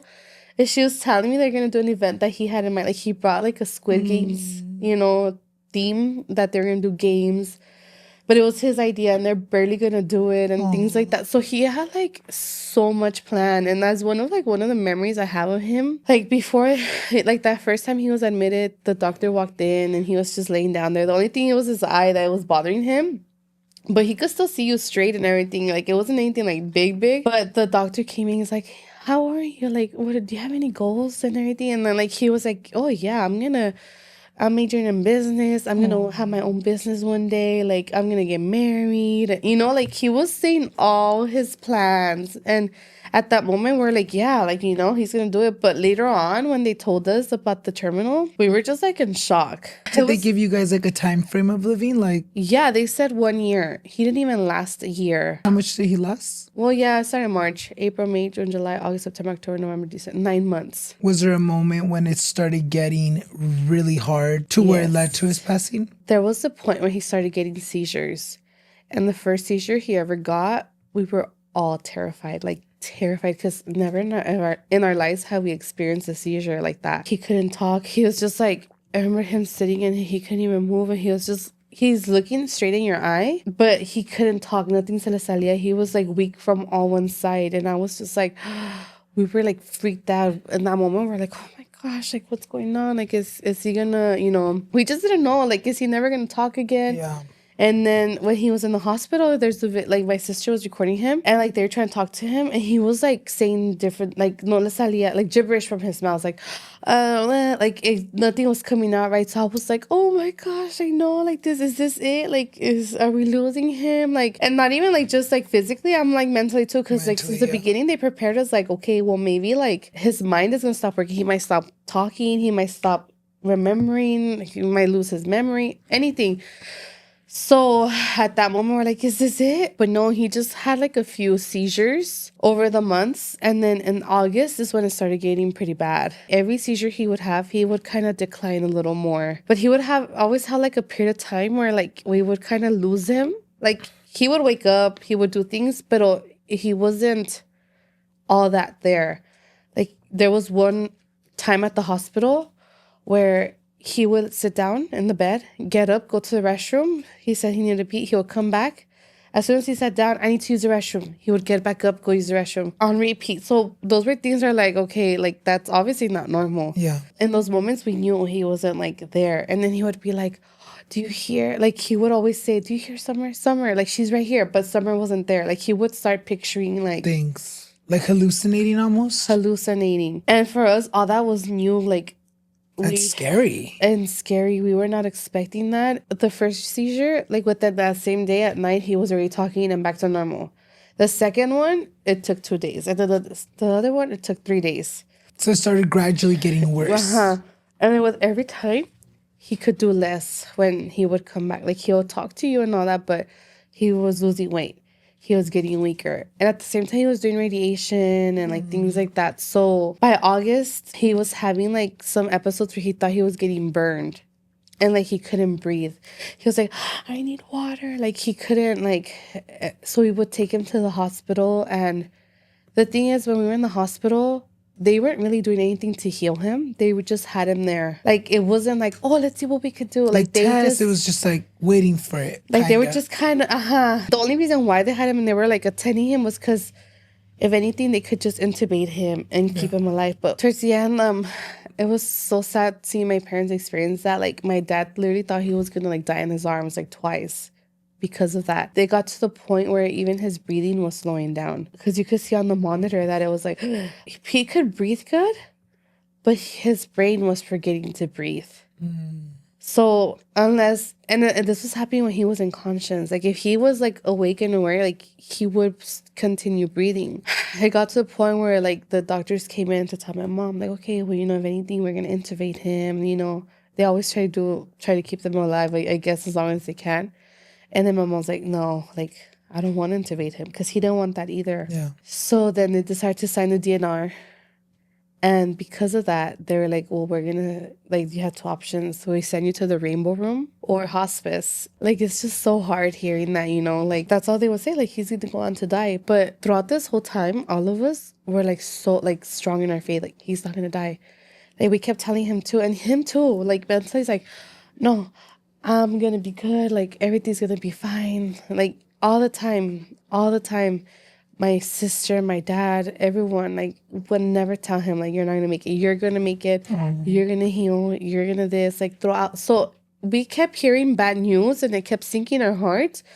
But we were like, no, he's not going to die. Like, they're just saying that, but it's not going to happen. Like, So that's why we kept going through with everything.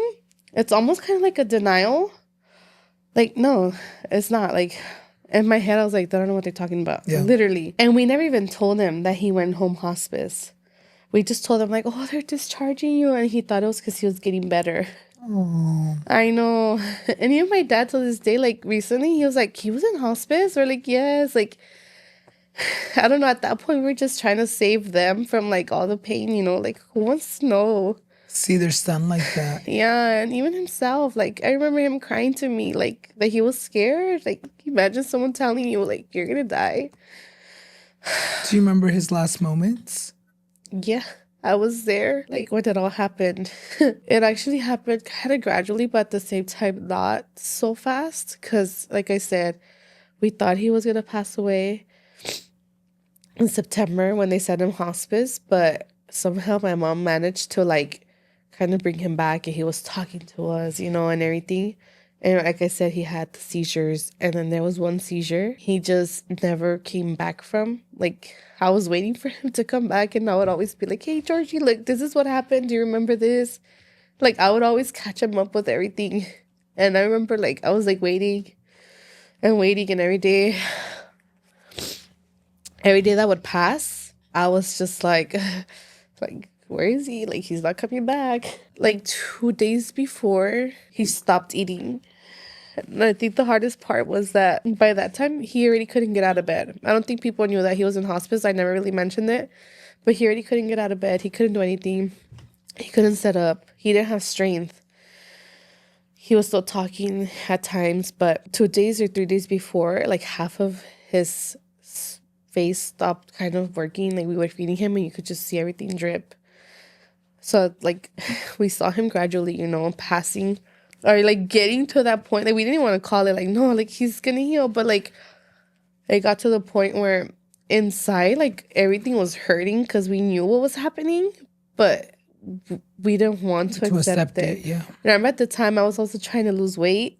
And I had lost weight. And people were like, oh, she's on Ozempic. I was not doing anything. Like, I literally was just trying to lose weight. But the moment I stopped, because I feel like when you're trying to do something that you have to be mentally, like, strong, prepared. Yeah.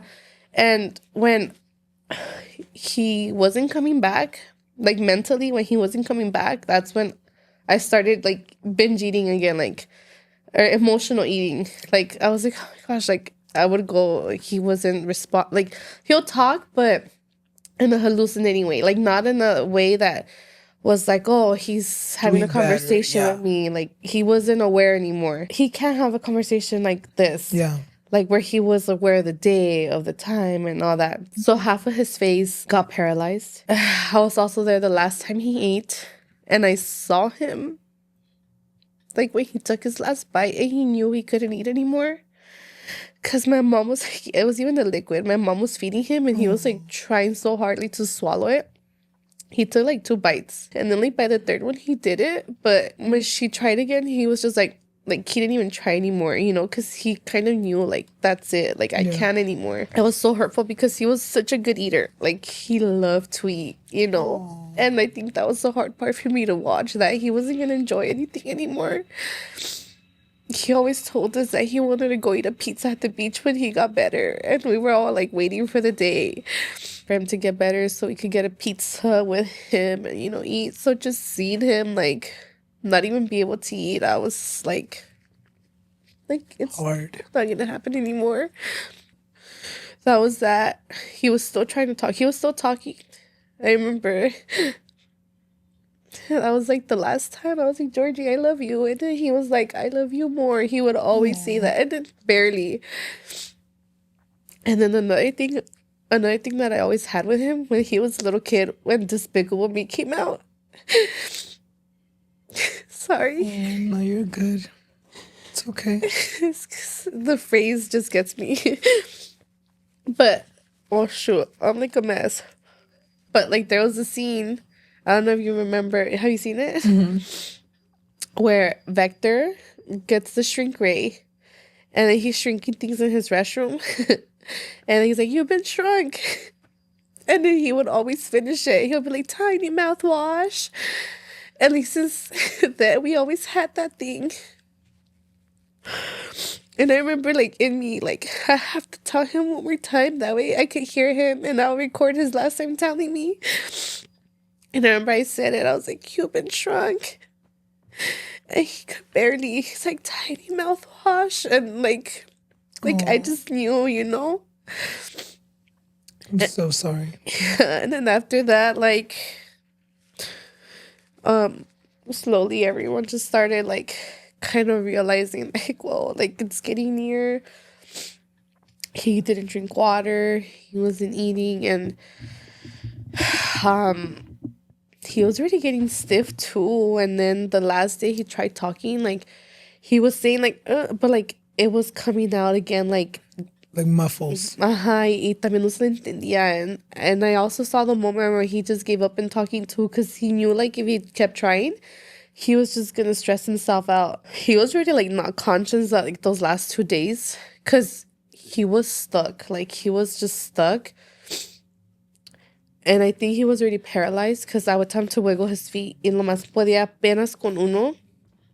And I just told him, I was like, well, actually, we wouldn't even try talking to him, because I felt bad that he couldn't talk back. To take away his energy. Yeah, and then, like, I just remember my dad, like, sitting in the couch. He's like, mi compañero. Because, like, he was the one that took him everywhere. Like, to all his soccer practices, everything. Like, he was with him everywhere. And then he just walks up and goes to him. And he's like, I'll see you soon. Like, he just goes, I'll see you soon, Papa. I'll see you soon.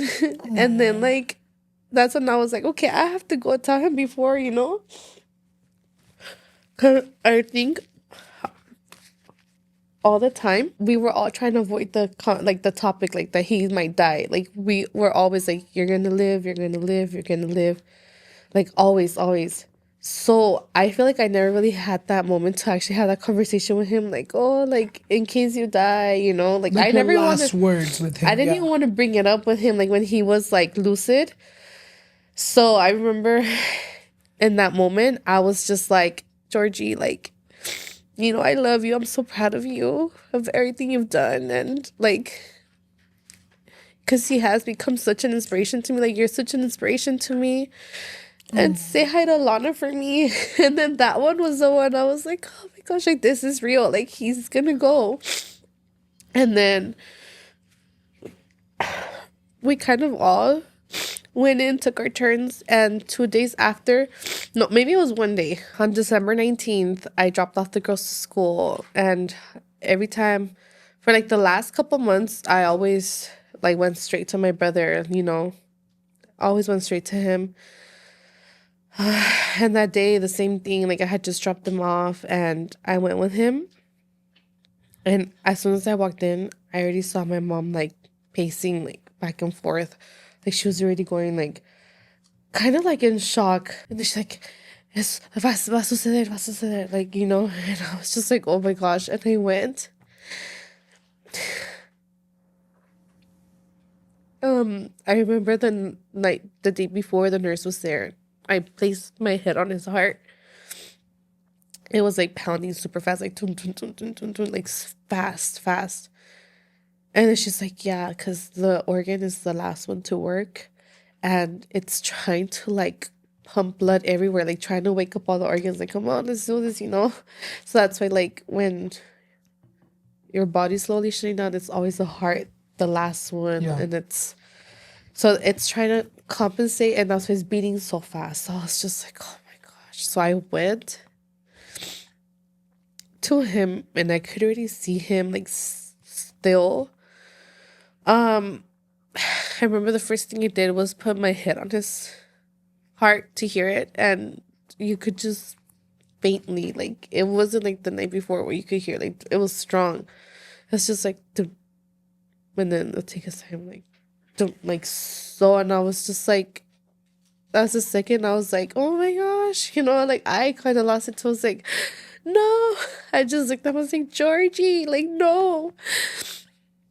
And then my sister was in the next room, like she was on the FaceTime, I think, with like her pastor, like the girl, like the first lady. I was like, Kaylee, like no, come, it's happening. Like I kind of just was like, I don't know what to do. Oh. So like I kind of went a little crazy to it, and I just like told her we went, and I just like looked at him, and like his last breaths were literally like in his, what is it Garganta, called? his throat. Like the Adam's apple. Like you just see her like moving like up, but that was like the only thing. Like it wasn't in his chest anymore. Like well, actually, when I got to his chest was like a little bit, but it wasn't like a breath like a normal breath. It was just like a suspiro, like it wasn't even like a full on breath. So like I knew it was happening, and then yeah, like it was little by little I got up and I saw him, and it was just like, and then the last one, it was just, and he stayed just still like calm. Like obviously in that moment I lost it, like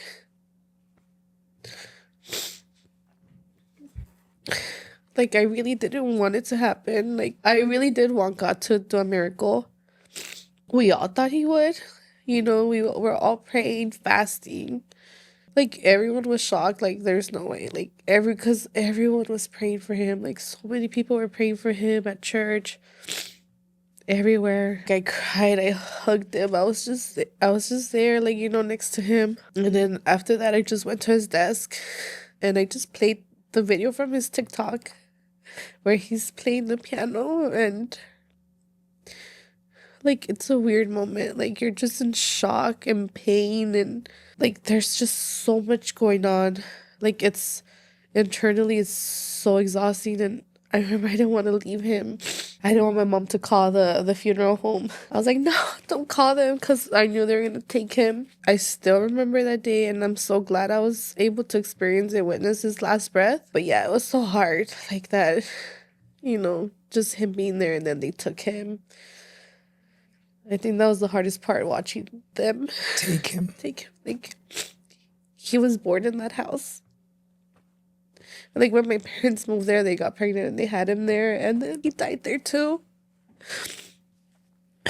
I'm so sorry. I know, and I'm sure a lot of your followers know that this is something you're still constantly, dealing with. This was so recent. We've seen your videos of, going to go visit him at, the Panteón y todo eso. What piece of advice you've gone through a lot of traumatic deaths, in your life with your daughter and your brother. What piece of advice can you give anyone watching right now? Honestly, just feel.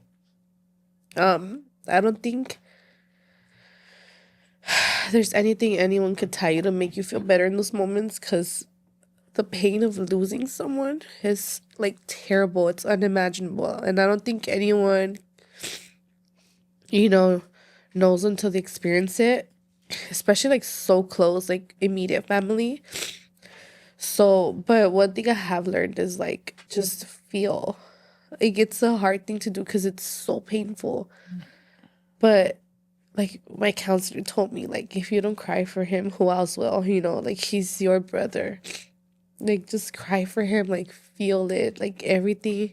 Just, let it out. I think that has helped me out a lot because even with Alana, I don't think I held back. Like I was just so open, and like even now, like I don't mind coming here and talking about him. I knew coming in here, if I would talk about him, I was gonna end up crying because come on, like it literally just happened. But with me keeping their memory alive and them knowing that their departure is very painful, that's what gives me peace. I think that's what I advise. Like just feel, like no one could tell you.